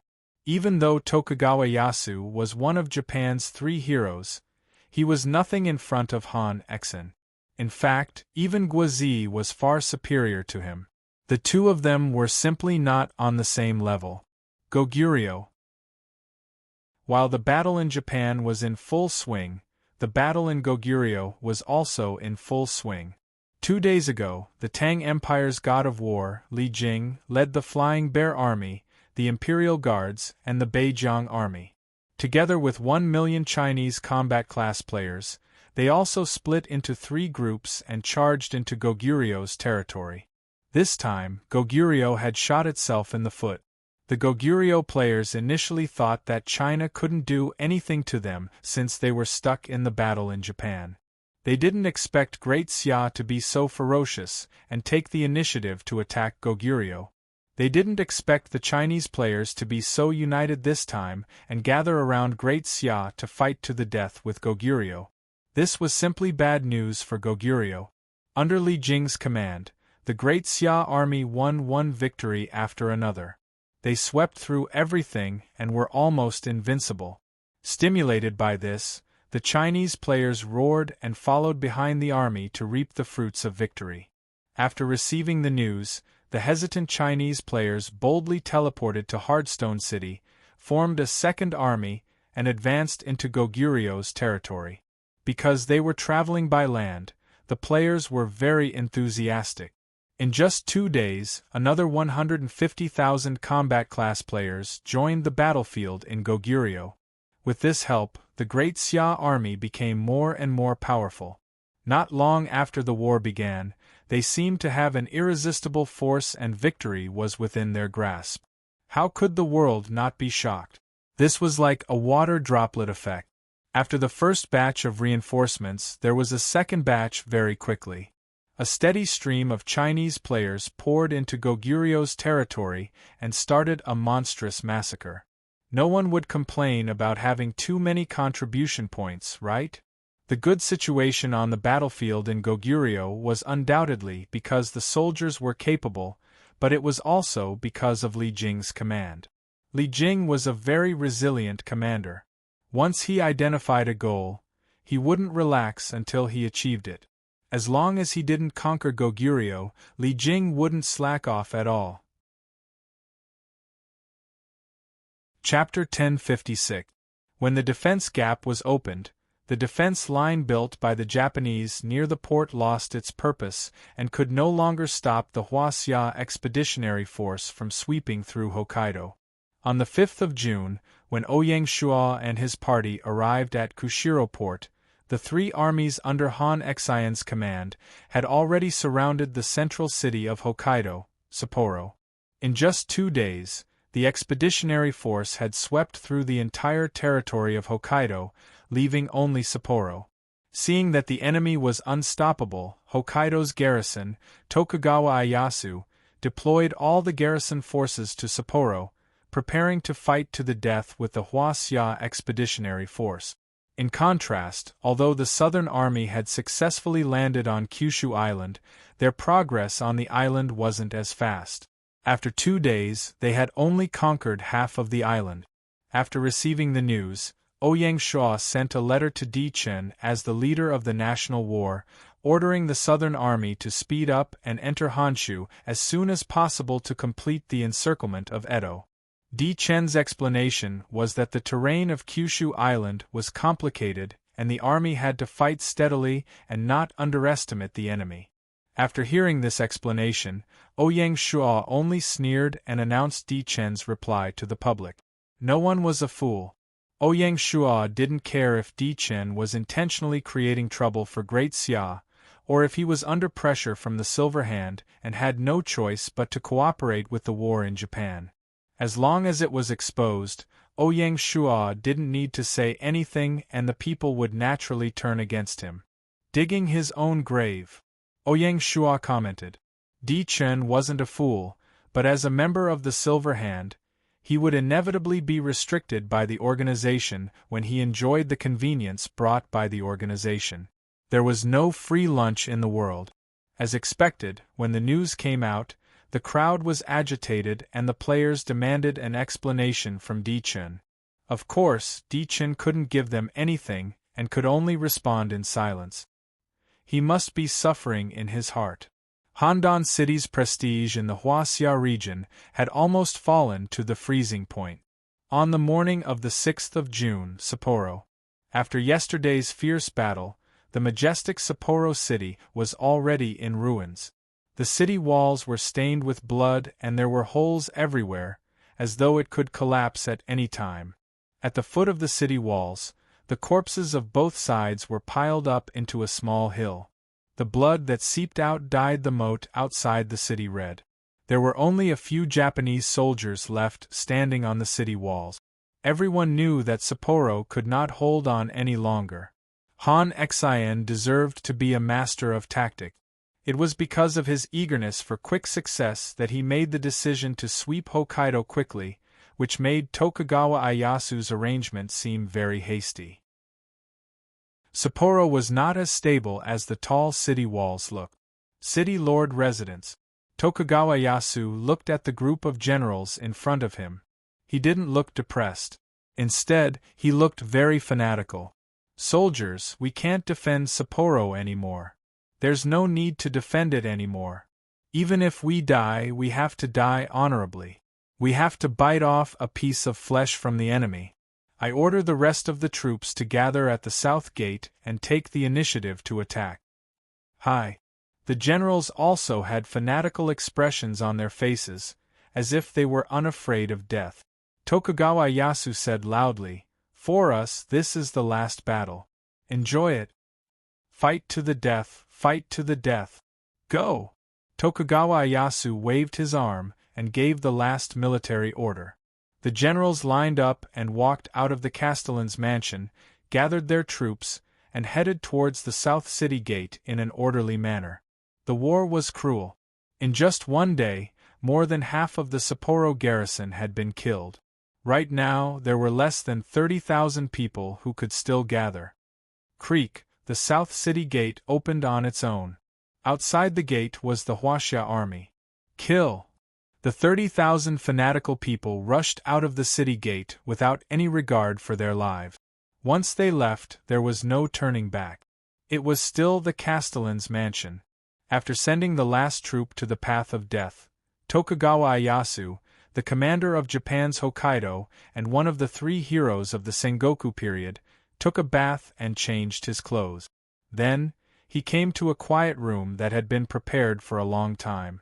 With a peaceful expression, he took out a knife that was specially used to cut the abdomen and slowly stabbed it into his abdomen. At 10:15 in the morning on June 6, Tokugawa Ieyasu committed suicide in the castellan's mansion. At the same time, the 30,000 remaining Japanese who rushed out of the city gate were all killed in less than 2 hours. This also announced the destruction of Sapporo City and even the entire Hokkaido. The death of Tokugawa Ieyasu and the fall of Hokkaido became a symbol of the Battle of Japan. Unexpectedly, the northern army of Huaxia took down one of the 4 islands of Japan in only 6 days. How could people not be terrified by such military power? On the afternoon of June 6, Ouyang Shua's group arrived at Sapporo City. In Sapporo City, Ouyang Shua gave a passionate speech, praising the bravery of the Northern Army and commending them for their contributions. He also rewarded the soldiers who performed well in this battle. There were even 3 players who received a piece of purple gold equipment each, causing the other players to go green with envy. Didn't they risk their lives to exchange for a piece of purple gold equipment?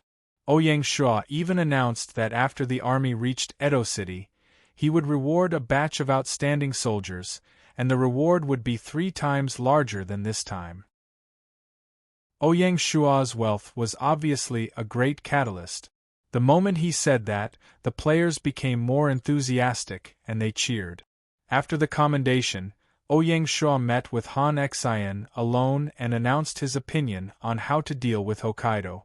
Immediately send out troops to search for all the food that can be found in the country to support the front line. Conscript all civilians and civilian boats to transport food. Conscript all craftsmen to make arrows and other consumable war materials for the army. Ouyang Shua used the word all 3 times consecutively, which showed how determined he was. For this expedition, the biggest problem was the transportation of food. If they were to rely on Great Xia's support, they wouldn't be able to transport the food back and forth a few times, and it wouldn't be able to support the astonishing consumption of 2 million soldiers. The problem of food had to be solved on the spot. Before the Kingdom War started, Mikasa City had already implemented a food control system for the cities and villages under its command. It was impossible to find a large amount of food from the granaries. The only way was to plunder the stored food of the civilians. Even if there is only a grain of rice left, I will still collect it. If the civilians don't want to starve, then sign up for the military service. The military will guarantee basic food supplies. The rest of the people will be left to their own devices. Ouyang Shuo was so ruthless this time. It wasn't that all the Japanese deserved to be killed, but he wasn't that narrow-minded. It was just that extreme times called for extreme measures. The most important thing now was to take down the Japanese as soon as possible. Apart from massacring the civilians, the military can do whatever you want. I will grant you the authority to do whatever you want. You don't have to consider the people's feelings or the impact of the post-war reconstruction. Prioritize the current war as the most important task. Ouyang Shuo drew a bottom line for the military that couldn't be crossed. If the military massacred civilians on a large scale, no matter who the target was, it would be a taboo. It would also be a huge hidden danger to the military, and it would harm both the military and the military. This bottom line must not be opened. Even if it was the Japanese battlefield, Ouyang Shuo had to uphold his bottom line. Understood. Han Xian nodded solemnly. The king rarely made such a ruthless move. This battle was obviously different from the past. Ouyang Shuo said, "Go and prepare for the sea crossing battle tomorrow. We will officially send the troops to Honshu." Yes. Looking at Han Xian's departing figure, Ouyang Shuo sighed deeply with a gloomy gaze. 9. Chapter 1057. Compared to Hokkaido, the Japanese's defense in Honshu was even more insane. With Edo as the boundary, Mikasa City set up 3 steel defense lines in the south and 4 in the north. As for the defense of the main port, it would be even crazier than Hokkaido. Keisuke Honda's strategy was very clear, which was to defend for a month. Han Xian naturally scoffed at this. No matter how good a defense was, it was nothing more than a decoration in the face of an extremely powerful attack. The art of war says, the best defense is offense. As for how to attack Honjo Island, Han Xian already had a complete set of battle plans. On the 7th of June, the Northern Army began to move. Guizi led the Roaring Flame Army across the strait and landed on the northernmost tip of Honjo Island. She was responsible for sweeping all the way from north to south. The 1st Legion of the City Guard Army, the 1st Legion of the Brave Tiger Army, and the 1st Legion of the Soaring Eagle Army were divided into 3 squads and landed at 3 different ports on the northern side of the island to support the Blazing Flame Army. There were simply too many ports in Honshu, and the Japanese army was limited, so it was impossible for them to have an airtight defense. Once Han Xian found a loophole, the enemy's entire army would collapse. Moreover, the Expeditionary Army had the support of Hokkaido, ensuring a steady stream of provisions and supplies to the front lines. Even if they were to fight on 4 fronts, they would still be able to handle the situation with relative ease.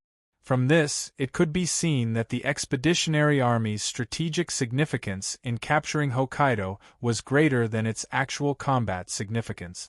As for how the 4 armies would break through the Japanese's defense line near the port, with Ran Min's experience of taking down the Kushiro port, it wouldn't be as difficult as ascending to the heavens. It's just a matter of how much damage they can sustain, Han Xian said. As the saying goes, the merciful do not command an army. When it was time to be ruthless, Han Xian would also attack his own people. For the sake of the final victory, sometimes sacrificing a group of troops was something that could not be helped. How could there be no deaths in war? In addition to these 4 armies, General Han Xian personally led the Leopard Hidden Army to the vicinity of Edo. While attacking the northern part of Honshu, he also intended to sweep the outer fortresses of Edo, clearing the obstacles for the final siege. Han Xian's arrangement minimized the time spent in the Kingdom War. The more the Japanese wanted to delay, the more flustered Han Xian would be. There was no way to delay any longer. Of course, the final siege would require the cooperation of the Southern Army.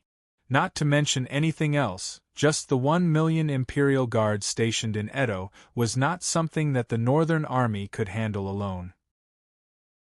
In the past 2 days, under the pressure of public opinion, the Southern Army had slightly increased the speed of the sweep. Today, they had almost taken over the entire Kyushu Island and established a large rear. In a few days, the Southern Army will continue north to attack Shikoku Island. Even then, the progress of the Southern Army was still extremely lagging behind, and it caused Ouyang Shuo to be rather displeased. Fortunately, he possessed a trump card in his possession that could turn the situation around at the critical moment. This trump card was only known to the leaders of the Kingdom War. Even Keisuke Honda didn't know about it. Sometimes, Ouyang Shuo even wished that Dichen would die like this. If that was the case, he would send a big gift to Dichen. He just didn't know if Dichen would be able to accept it. In the following week, the 3 major battlefields related to Huaxia entered a critical period. Apart from the army led by Han Xian stirring up trouble in the northern part of Japan's Honshu Island, causing a series of massacres and dismembering the so-called steel defense line that Japan had built up, the other 2 battlefields were equally intense. In Goryeo, the army led by Li Jing was still unstoppable. In just 10 days, they had taken over the entire northern part of Goryeo and officially fought their way to the capital of Goryeo, Han City. Different from the battlefield in Japan, Li Jing planned to surround Han City but not attack. He would then use this opportunity to sweep through the southern part of Goryeo and turn Han City into an isolated city. Before this, Great Xia had already destroyed 4 countries. This strategy of first wiping out the outer barrier before attacking the capital had been tried and tested. It had already been proven to be the most effective way to destroy a country. The root of this was probably the setting of Gaia's Imperial Guards. Even in the 5th year of Gaia, compared to the Imperial Guards, the territorial armies were still at a disadvantage. They were the side that could be easily defeated. This situation was not only very common in small and medium-sized game zones like Star Nation and Anna Nation. Even in a huge region like Huaxia, where there were global hegemons like Great Xia and Handan City, the situation was the same. Furthermore, before the national war, the capital and the territories were often in a state of hostility. It was even more so for those game zones that only had 1 capital and 1 territory. Usually, both parties were in a state of competition, trying to fight for dominance in their respective regions. With the advent of the national war, although the 2 major forces were united, it was ultimately a temporary cooperation that was forced. How could they really be so close? Therefore, when the territory was being swept by the enemy, the Imperial Guards would usually not be mobilized. Just like in Japan, Emperor Meiji supported Mikasa City and allowed it to move around the periphery. The 1 million Imperial Guards in Edo were all stationed in the city and did not move.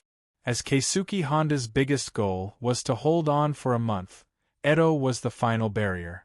The stronger the garrison in Edo, the longer they could hold on.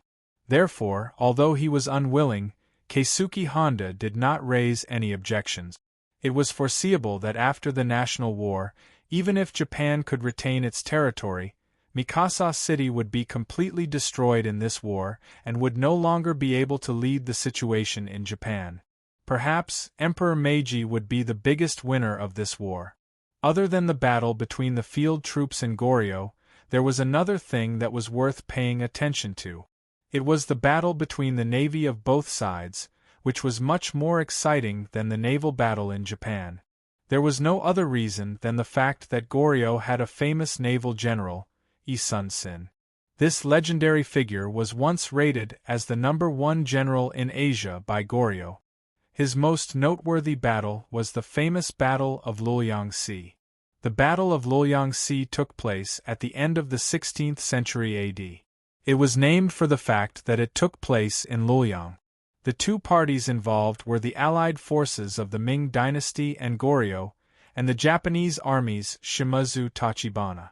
The commanders were Chun Lin and Deng Zilong from the Ming dynasty, Yi Sun Sin from Goryeo, and Shimazu Yoshihiro from Japan. In the end, the allied forces won. At that time, the true ruler of Japan was one of the three heroes of Japan's warring states, Toyotomi Hideyoshi. In this national war, Toyotomi Hideyoshi was appointed by Keisuke Honda to guard Kyushu and Shikoku, while Oda Nobunaga was naturally the guard of Honshu. As for the Battle of Luoyang Sea, this naval battle had a very important position in the history of Huaxia and even in the world.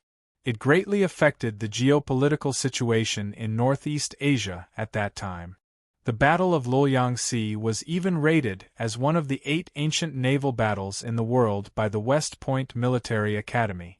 In this battle, Yi Sun Sin led the Goryeo turtle ship fleet to defeat the Japanese with fewer troops and heavily injured them. In the end, he died a heroic death. In reality, the true commander of this battle was the Ming Army's Navy commander, Chun Lin. However, this credit was taken by the Goryeo Yi Sun Sin. Yi Sun Sin had always been regarded as the main contributor in this war. Because of this, he became a great hero in the hearts of the people of Goryeo. After his death, he even received the posthumous title of Loyal Warrior. The Goryeo people even used this as a backdrop to film a movie called The Battle of Luoyang Sea. Whether it was the number of people watching the movie or the box office record, it created history in Goryeo. Although Yi Sun Sin was praised by the Goryeo people a little too much, he did not live up to his reputation. The Goryeo fleet that he led had an exciting battle with the coastal fleet that Qi Jiguang led. It was also the first time that Goryeo's unique turtle ship entered people's sight. Chapter 1058. On June 11th, a large naval battle broke out on the battlefield of Goryeo. The warring parties were the coastal fleet led by Qi Jiguang and the Goryeo fleet led by Yi Sun Sin. The two sides encountered each other in the waters near Seoul. This was the most intense and tragic naval battle in the history of the game world. The two top fleets fought at sea for 3 days and 3 nights, suffering heavy casualties. The seawater was dyed red, and neither was willing to take the initiative to retreat.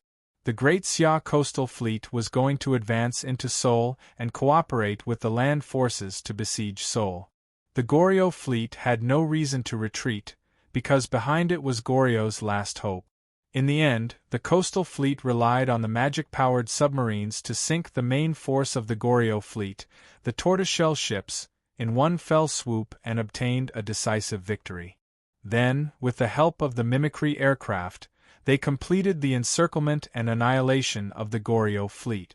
In this battle, more than 40% of the warships of both fleets were sunk.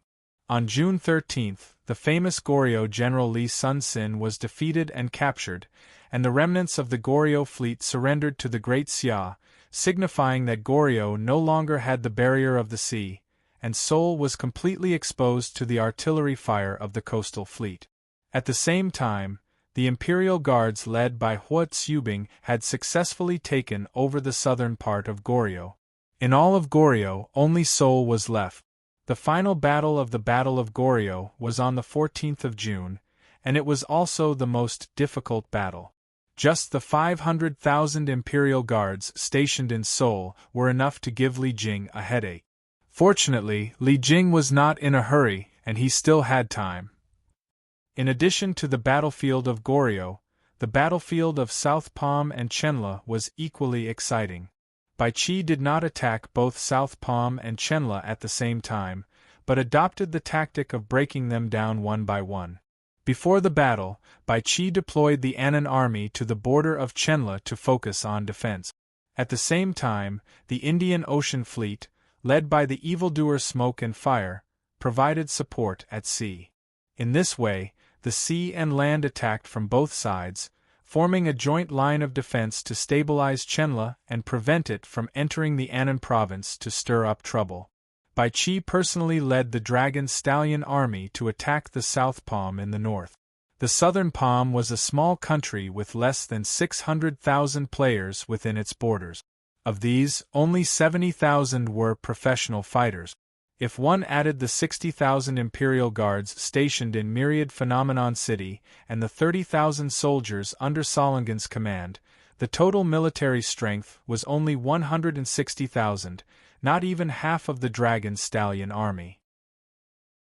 In addition to the hundreds of thousands of Chinese professional players, the army led by Bai Qi was practically invincible in the south. They moved even faster than the battlefield in Korea, reaching Wanxiang City in less than a week. The destruction of the Southern Palm sect was only a short distance away. Zhen La and the Southern Palm sect were interdependent. Logically speaking, when the Southern Palm sect was attacked by the main forces of Great Xia and was about to be destroyed, Zhen La shouldn't just sit back and watch. After all, Great Xia's Anan Corps only defended the east side and did not cut off the northern passage between Southern Palm and Zhenla.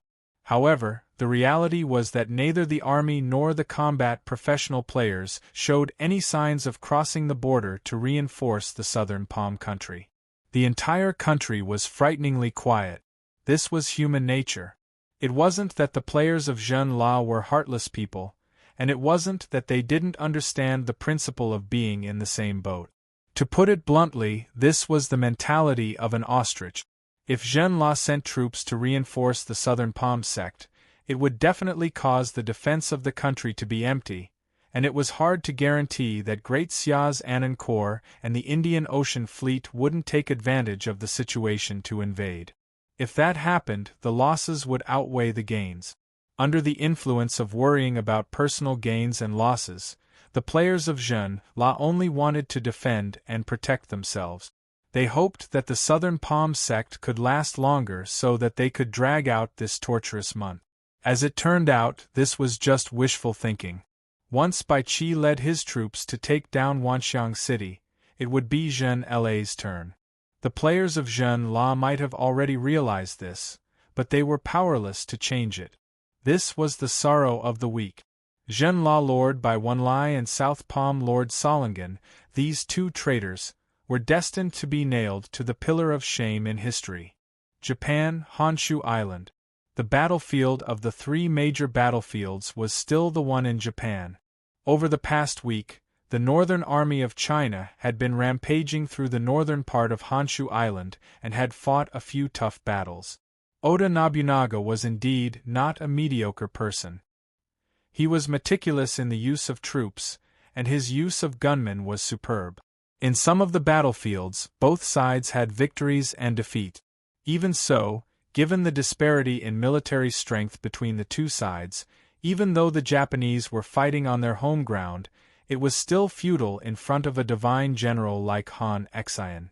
At most times, Han Xian could command 7 armies at the same time without any chaos. They cooperated well with each other, either besieging the enemy and attacking reinforcements, splitting up to attack, or attacking together. His commands were as smooth as flowing water. After opening up a gap in the enemy's army, Han Xian did not give the Japanese any chance to counterattack. He completely suppressed them. The elegance of the weapon immortal was undoubtedly revealed in the Battle of Japan, and it was truly admirable. The tenacity of the Japanese remained the same. Even under such difficult conditions, the entire northern defense line did not collapse. Although it was on the verge of collapse, it miraculously maintained itself. Just like that, Han Xian's plan to take down the northern part of Honshu Island in a week completely failed. At that moment, Ouyang Shuo received a secret report from the Black Snake Guards. According to the investigation, in the past week, the Japanese had secretly transferred troops from the south to the north, hoping to stabilize the northern defense line. At the same time, Keisuke Honda finally convinced the Meiji Emperor to send out 200,000 Imperial Guards to the northern defense line, hoping to strengthen the defense line and maintain the situation. In order to stabilize the defense line, Keisuke Honda did not even hesitate to use the National War Enhancement card that he bought at the auction for 5 million gold coins in advance. He chose to use the 50 defense enhancement for a week. The Battle of Japan seemed to have reached a stalemate. Han Xian received the report and asked Ouyang Shua if they should continue to conquer the northern lands or directly attack Edo. Seeing that half of the national war was already over, they might not be able to take down Edo if this dragged on. Ouyang Shua replied, "Continue to sweep. The time limit is 5 days." That day, Ouyang Shua wrote another strongly worded letter to Dichen, ordering the southern troops to reach the vicinity of Edo within a week. One must know that on the day Ouyang Shua wrote the letter, the southern troops had not even completely conquered Shikoku Island. At the end of the letter, Ouyang Shua wrote, "As one of the leaders of the Huaxia region, how can you be at ease with your conscience? In the future, how can Handan City have the face to stand on the land of Huaxia? The destruction of the Japanese is an irreversible situation. No one can stop it, including those with ulterior motives. I hope that you will reconsider and not end up with a ruined reputation." Although the Earth was already under the federal system, and there was no difference between countries, there were still conflicts between civilizations. Especially between the Eastern and Western civilizations, even within the federal system, there were endless conflicts. Even with the tolerance of the Huaxia civilization, they were unable to completely absorb and convert it. And this was one of Ouyang Shua's future missions. Therefore, from Ouyang Shua's point of view, Handan City and the 4 great clans behind it did not have to become the mortal enemy of Great Xia. Now it was up to Dichen to choose. Chapter 1059. Ouyang Shua's letter caused the upper echelons of Handan City to be divided. Xiong Ba and Zhan Lang both advocated withstanding the pressure of the Silver Hands, speeding up the speed of mopping up, and rushing to Edo as soon as possible. "We can't be ridiculed by others," Xiong Ba sighed. Lord Chunshin did not comment, but Di Chen was clearly hesitant. As for Kil Ruinous and Piao Linghuan, who lost their territories early, they have long lost their right to speak in Handan City. Their current status is only that of a provincial governor, and they have no fate with the army. Xiong Ba, Zhan Lang and Lord Chunshin are different. Although their territories have been annexed to Handan City, they still have a lot of autonomy in their own provinces. The troops under them are only under the command of Handan City in name. As the leader, Di Chen had no right to criticize the Scarlet Sun Army, the Conqueror Army, and the Red Blood Army. To make a comparison, Xiong Ba and the other two's positions were similar to the military governors established by the Tang dynasty. They were in charge of the military and political power of a province. They could also establish their own government and were still high officials of a region. Thus, the 3 of them could accompany Di Chen in this kingdom war. Of course, with the disbandment of the Yen-Huang alliance and the annexation of the territories to Handan City, Di Chen's reputation had greatly increased.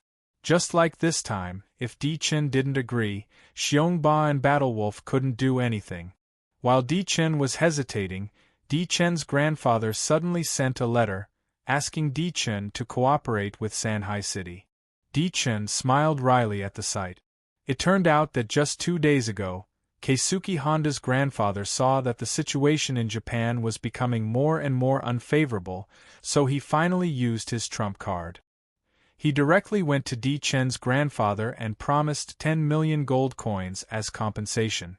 More importantly, this person promised that in the future, the Honda family would unconditionally support the Di family. This was a fatal temptation to Grandpa Di Chen. No matter what organization they were in, the relationship between number 1 and number 2 would not be too harmonious. As the number 2 of the Silver Hands, Grandpa Di Chen had been sitting in the number 2 position all these years. The Honda family is a very influential family in Asia, and his vote is very precious. This time, the Honda clan had really gone all out. It must be known that in the Silver Hands, The Honda clan had always followed the lead of the Dawson clan in the American region. This time, in order to save his life, he was forced to change sides. Grandpa Di Chen's words were very clear in his letter. Remember, public opinion can be manipulated. Today, the wind blows in one direction, but tomorrow it will blow in the other direction. You have to withstand the pressure and not succumb to public opinion. Maximizing the family's interests is the foundation and source of all decisions. Remember, orders could not be disobeyed. Di Chen, this sandwich, could only continue to suffer. At the end of the day, the main character of the Kingdom War was still the territory's army. If Di Chen did not agree, the army of Handan City would naturally not speed up their progress.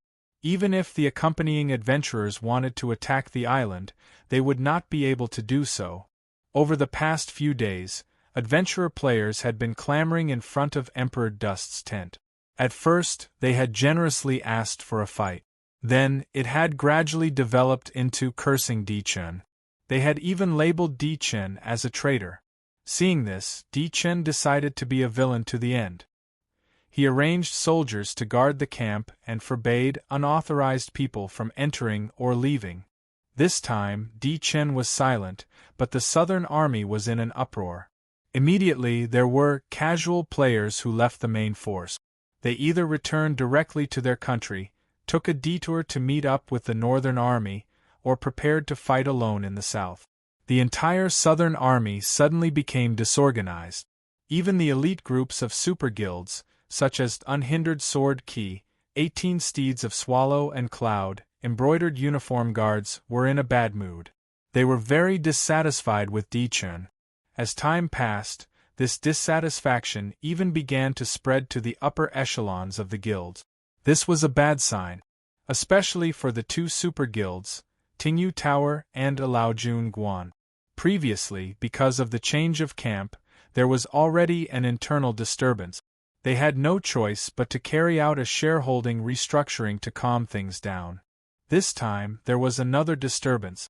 He really did not know how many more times these two guilds would be able to withstand this kind of torment. June 15, Hokkaido. Not receiving a reply from Di Chen, Ouyang Shua sighed in his heart. Fine, so be it. Since Di Chen refused to come to his senses, Ouyang Shua did not need to show any mercy when he attacked Handan City in the future. The Di family only wanted to protect their family's interests, but Ouyang Shua smashed their cake into pieces. Grandpa Di Chen was so confident because he really did not understand the game. It was different from the real world. Often, a tool could change the direction of a war. Grandpa Di Chen thought that without the cooperation of the Southern Army, Great Xia would not be able to do anything to Edo. He was really wrong. In the afternoon, Ouyang Shua sent the latest military order to Han Xen. Speed up the mopping up progress. 3 days later, all the armies will gather outside Edo. At the same time, Ouyang Shua and his group broke camp again and left Hokkaido.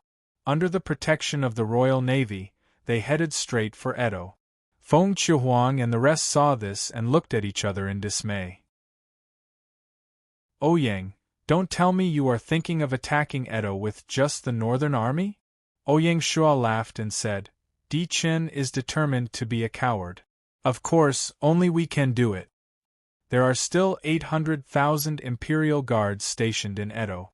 How are we going to fight them? Feng Qiuhuang was still doubtful. If we really can't do it, we can wait for a few more days and urgently transfer another batch of troops from the country. Fallen Phoenix City can also transfer 2 Imperial Guards over. Feng Qiuhuang did not hesitate. In the face of such difficulties, she did not think of retreating.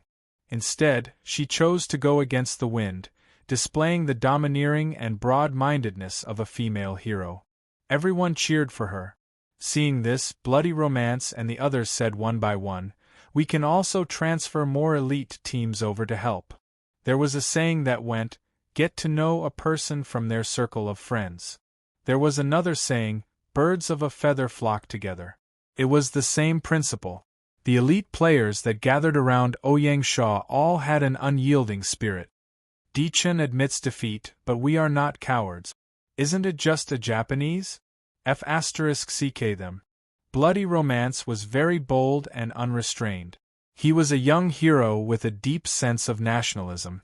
Seeing this, Ouyang Shaw felt very comforted. He did not make the wrong friends. He smiled and said, I appreciate everyone's kind intentions, but there is no need to go through so much trouble. Bloody Romance's eyes lit up. Brother Ouyang, do you have other trump cards? Ouyang Shaw was a person who often created miracles. If anyone else dared to say something like that, Bloody Romance would probably slap them in the face. But Ouyang Shaw was different. Up until now, Bloody Romance had never seen Ouyang Shaw boast. If Ouyang Shaw said there was no need, then there was no need. Ouyang Shaw nodded and explained, everyone might not know this, but during the National War Month, if a country is the aggressor and is fighting against 3 countries at the same time, Gaia has a special benefit. Chapter 1060. According to the rules of the National War, if a country took the initiative to attack and was at war with 3 other countries at the same time, then the leader of the country could summon 5% of the country's imperial guard to assist them at the cost of 10 gold coins per person. For most game regions, the number of imperial guards in the capital didn't exceed 1 million.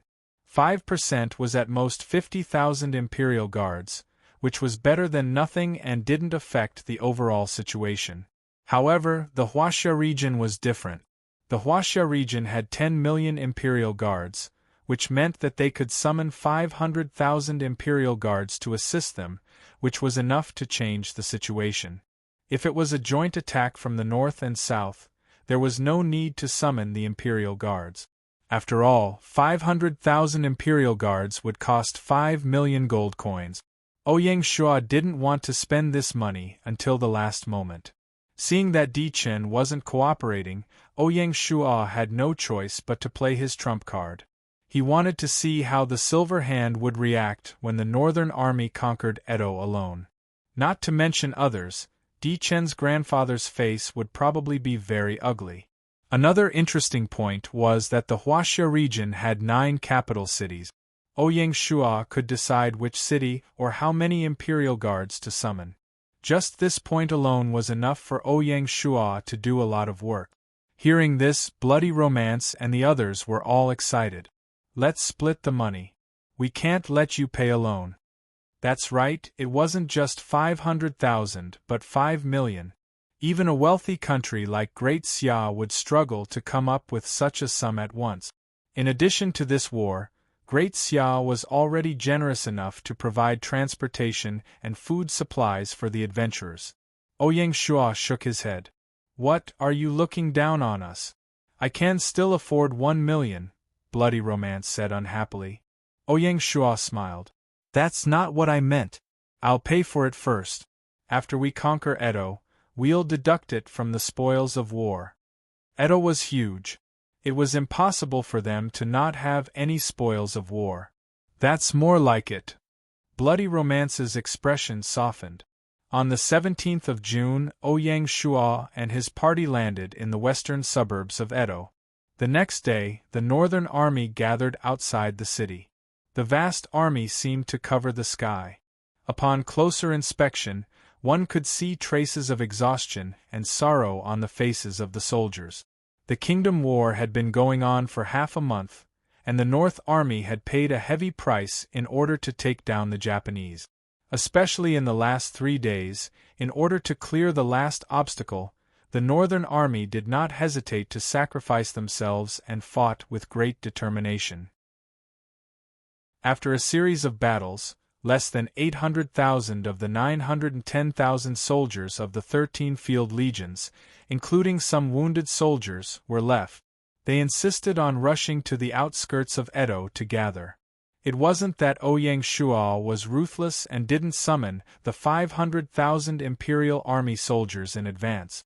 Even with the 500,000 Imperial Guardsmen, the coalition army besieging Edo only had about 1.3 million soldiers. Against the 800,000 Imperial Guardsmen stationed in Edo, they did not have an absolute advantage. Edo was a royal city. How could it be taken down so easily? Not to mention the Japanese battlefield, Han City had yet to be taken down by Li Jing's troops in the Goryeo battlefield. If they wanted to break into the city, they had to outsmart them. The 500,000 Imperial Guards were a trump card. Only by using it when the enemy was least expecting it would they be able to achieve the desired result. On the morning of the 18th, Ouyang Shuo secretly met with Han Xian and briefed him on the matter of the 500,000 Imperial Guards. When Han Xian heard that, he immediately understood. The previous mystery was solved. He said solemnly, "Don't worry, Your Majesty. With this ambush, we will definitely break the enemy's city within 5 days." Ouyang Shuo smiled. "I naturally trust General's ability. If we win this battle, General will be the first to do so. With such outstanding military exploits, the rank of General should also be promoted." Compared to Bai Qi, Hua Tsubing, and the other generals, Han Xian valued fame more. Ouyang Shuo hinted that he was going to promote him to the rank of general. He wanted to be on the same level as the two divine generals, Bai Qi and Understanding. Naturally, it was a solution to the problem. As expected, a hint of excitement flashed across Han Xian's face, but it quickly disappeared. "I will definitely not let you down." Han Xian made a military order. After coming down, Han Xian began to arrange the troop. Strictly speaking, Edo was considered a coastal city. Therefore, Han Xian handed the southeast side of Edo to the Royal Fleet and the Pacific Fleet. The two fleets could use the waterway to bombard Edo, or they could send gunmen to participate in the battle. Apart from the southeast side, Han Xian also placed a large number of troops on the other sides. What outsiders couldn't see was that Han Xian seemed to have distributed the troops around Edo, but in fact, the density of the troops was different. Although it was just a small camouflage, the fact that Han Xian was able to do this showed how extraordinary he was. The 800,000 field troops were mostly deployed in the north and east, and only a small number of troops were deployed in the west. Obviously, from the beginning, Han Xian had reserved space for the 500,000 Imperial Guards. The Japanese didn't know any of this. At this time, there was a row of people standing on the city wall of Edo, surrounded by bodyguards. The person standing in the middle was naturally the Meiji Emperor. On his left was the Lord of Mikasa Castle, Keisuke Honda, and on his right was Oda Nobunaga. The three most important people in the Japanese camp were gathered here. The layout is quite decent. Who are you trying to fool? Keisuke Honda's expression was much more relaxed than a few days ago. Although his words were sour, there was no fear in them. Ever since he received his grandfather's reply, Keisuke Honda's heart was completely at ease. He didn't believe that the Huaxia Northern Army alone could take down Edo. "I'm afraid the other party is in a difficult position now," Oda Nobunaga said. After half a month of dealing with the Japanese, this legendary Japanese figure realized how powerful Huaxia was. He was especially impressed by the great Xia army and Han Xian, who was commanding it. Such a powerful army was indeed not something the Japanese could compare to. Of course, Oda Nobunaga was also very impressed by Keisuke Honda's method. Until now, he still hadn't figured out how the Lord had convinced the Huaxia Southern Army to cooperate.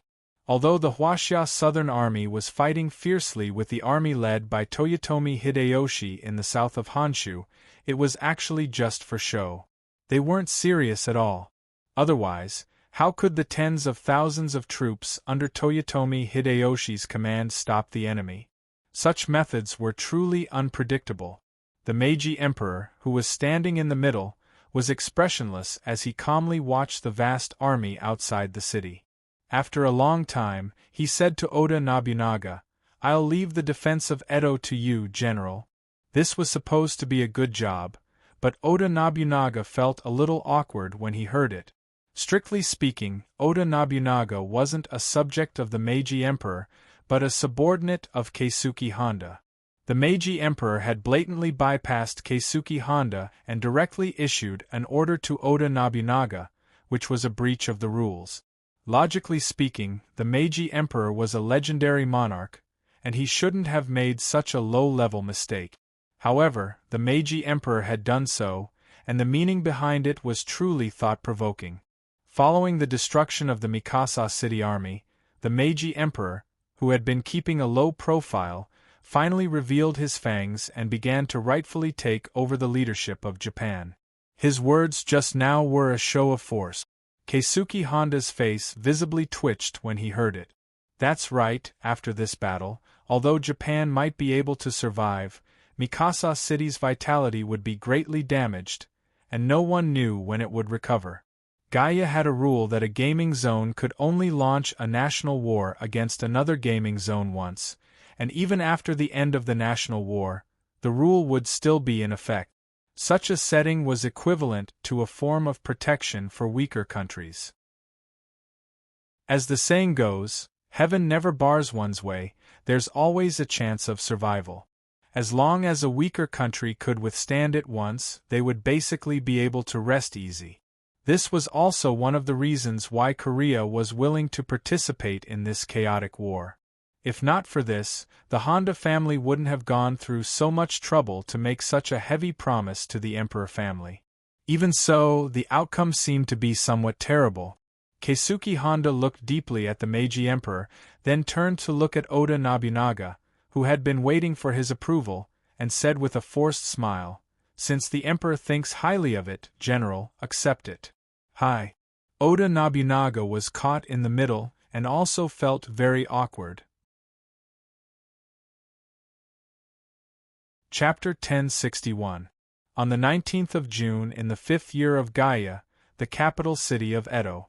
After a short rest, Han Exien commanded the Northern Army to launch a probing attack on Edo. This battle lasted for an entire day. The various divisions took turns to familiarize themselves with the terrain and to find the weak points of the city walls. As a result, although the battle was very lively, there weren't many casualties on both sides. It was considered a warm-up.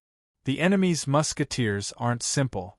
This was Han Exien's first conclusion. Oda Nobunaga's use of musketeers was indeed refreshing to Han Exien, and he felt that he had learned something. Needless to say, this was the shortcoming of Great Xia's generals.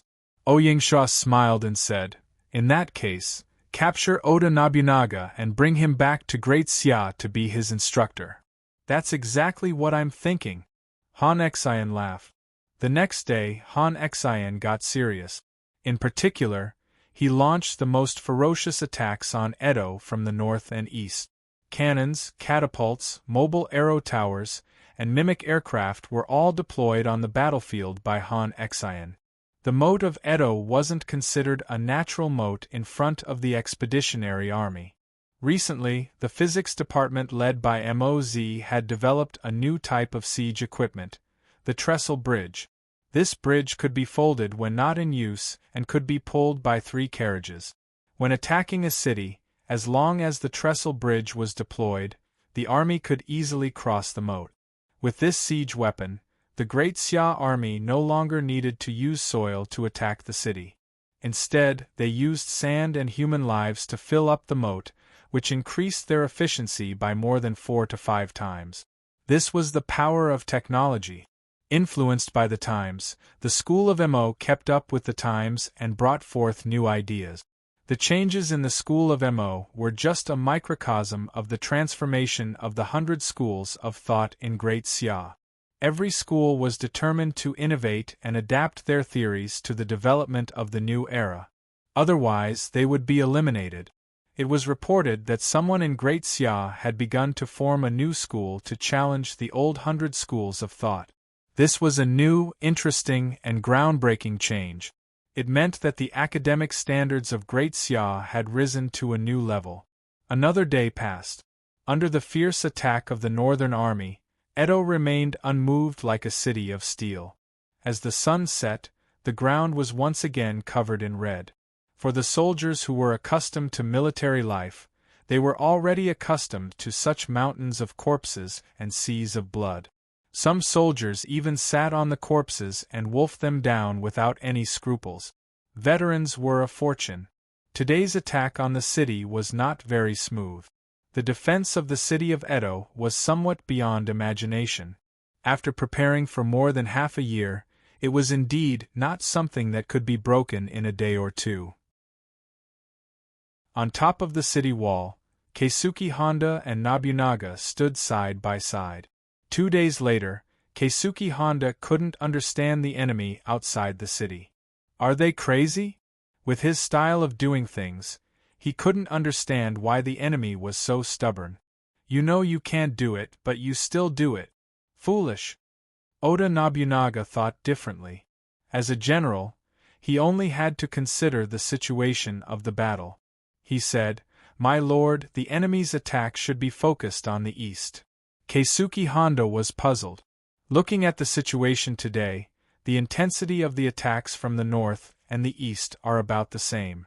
Why are you so sure that the enemy is focusing on the east? It's different. Oda Nobunaga was very confident. The enemy's general is very cunning. Although he has made all kinds of arrangements, he still can't hide his true motives. The onslaught from the north is just a facade. Keisuke Honda did not pursue the matter. In terms of actual combat, Keisuke Honda couldn't stand side by side with Oda Nobunaga. Oda Nobunaga asked, "My lord, should we mobilize the troops from the east to reinforce the east?" Keisuke Honda thought for a moment and said, "Let's wait for another day to confirm.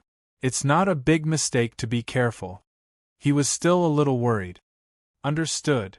The attack from the north was fierce and ferocious.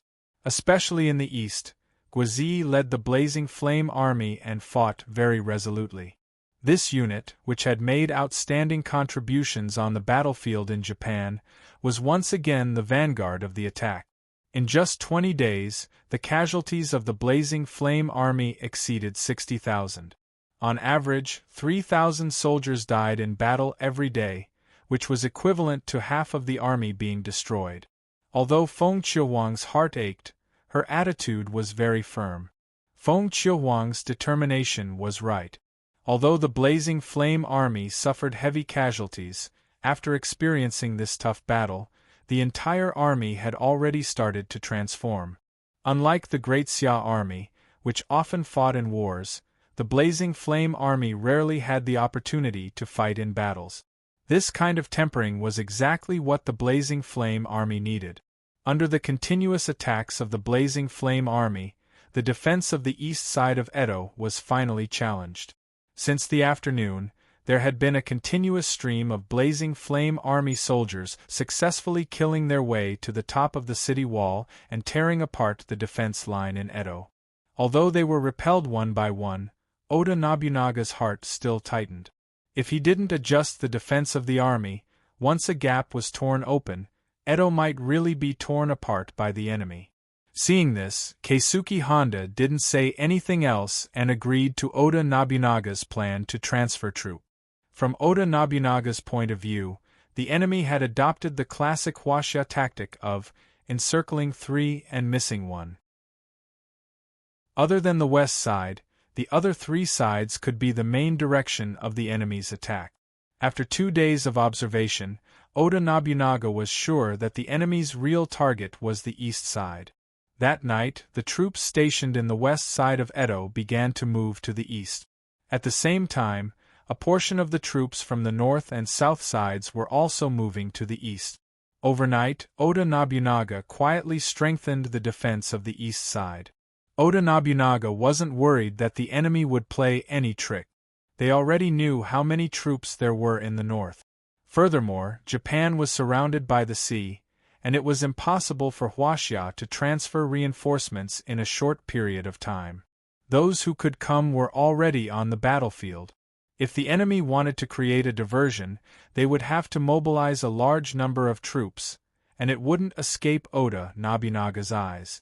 If that was the case, it would be faster to mobilize troops from within the city than from outside. If the enemy really did that, Oda Nobunaga would only be happy. It meant that he would have a chance to defeat the enemy. June 22nd. Early in the morning, the Huaxia Northern Army began to get busy. The soldiers were woken up by their captain and hurriedly ate 3 steamed buns and a bowl of hot porridge. They began to check their weapons and equipment and gathered at the drill ground. At 7 in the morning, the 4 armies had already left the barracks and were in formation at the front of the city wall. As far as the eye could see, there were swords and spears everywhere. The army was at its peak, and it had a solemn and murderous aura. The sea breeze blew past, and the military flags fluttered in the wind. Each flag represented a legion. The phoenix of the Flame Army, the flying leopard of the Leopard Army, the tiger of the Brave Tiger Army, the black eagle of the Soaring Eagle Army, and the Tang sword and shield of the city guards. Each of them was vivid and lifelike, and they told stories of legend. These were all troops with glorious histories. There were also elite groups mixed in with the army. Although they had all kinds of equipment, after more than 20 days of training, they were no different from an army. They knew when to advance or retreat. Especially the elite troops of the super guilds, they were already in formation according to the requirements of the regular army. To the guilds, such a war was also a training. The elite troops that survived the war would display even more shocking combat power in future adventures in the underground world. War destroyed lives, but it also trained people. Woo, the bugle horn was blown, followed by the beating of the war drums. Boom, boom, boom, boom. For the millions of soldiers, another day of killing had begun. There was no difference between the same charge. The only difference was that they did not know how many of their comrades would never make it back when they retreated at night. When they returned to their tents, they did not know how many beds would be empty. See you at night. The soldiers greeted each other. Under the leadership of the barracks commander, they charged without hesitation. Kill! Kill! Kill! The sounds of killing rose and fell from all directions. On the city wall, Oda Nobunaga saw that the enemy had the same arrangement as the day before and felt relieved. With this arrangement, the enemy would not be able to take down Edo. If we hold on for another week, we will be victorious, Oda Nobunaga encouraged himself. As the commander-in-chief of the Japanese army, Oda Nobunaga was under great pressure.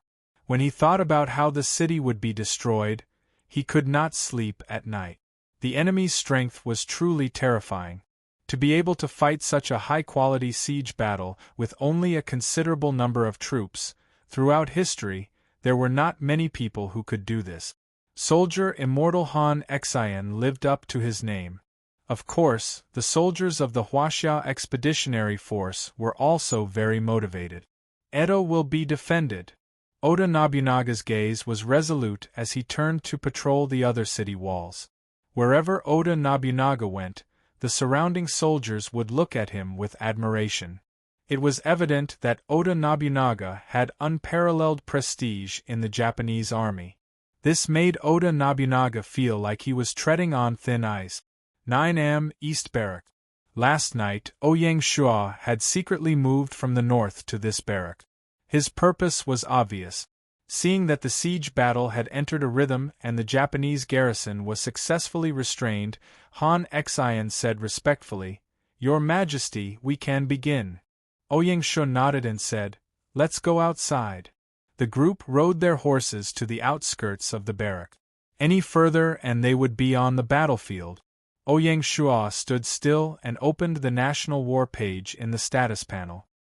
He chose to summon the Imperial Army to assist. System notification. Congratulations to player not say you have nothing to wear. The Huaxia region has fulfilled the requirements to summon the Imperial Army. According to the total number of Imperial Army in China, you can summon 500,000 Imperial Army to assist. Please choose the number you want to summon. Friendly reminder, every summon will cost 10 gold coins. Please choose carefully and make sure you have enough funds. According to Gaia, the summoned Imperial Army would unconditionally obey the command of the leader of the national war. Once the war ended, the remaining Imperial Army would be automatically teleported back to the monarch city. Summon 500,000. Ouyang Shua did not hesitate. System notification. The number of summons has been confirmed. Please choose which monarch city or which Imperial Army to summon. Friendly reminder. The capital and Jianya monarch city do not have an emperor stationed there. Unable to summon. Ouyang Shua smiled and said, "Summon 500,000 Imperial Army from Dali monarch city." Since it was a reasonable setting, Ouyang Shua did not mind setting up a trap for the Dali kingdom. It was to lay the groundwork for the future invasion of Dali and remove the obstacles. System notification. The summoning request is reasonable. 5 million gold coins will be deducted automatically. Beginning summoning. You're tuning in to the Phoenix Knights YouTube channel. Don't forget to subscribe and join us on this journey to catch the most captivating stories.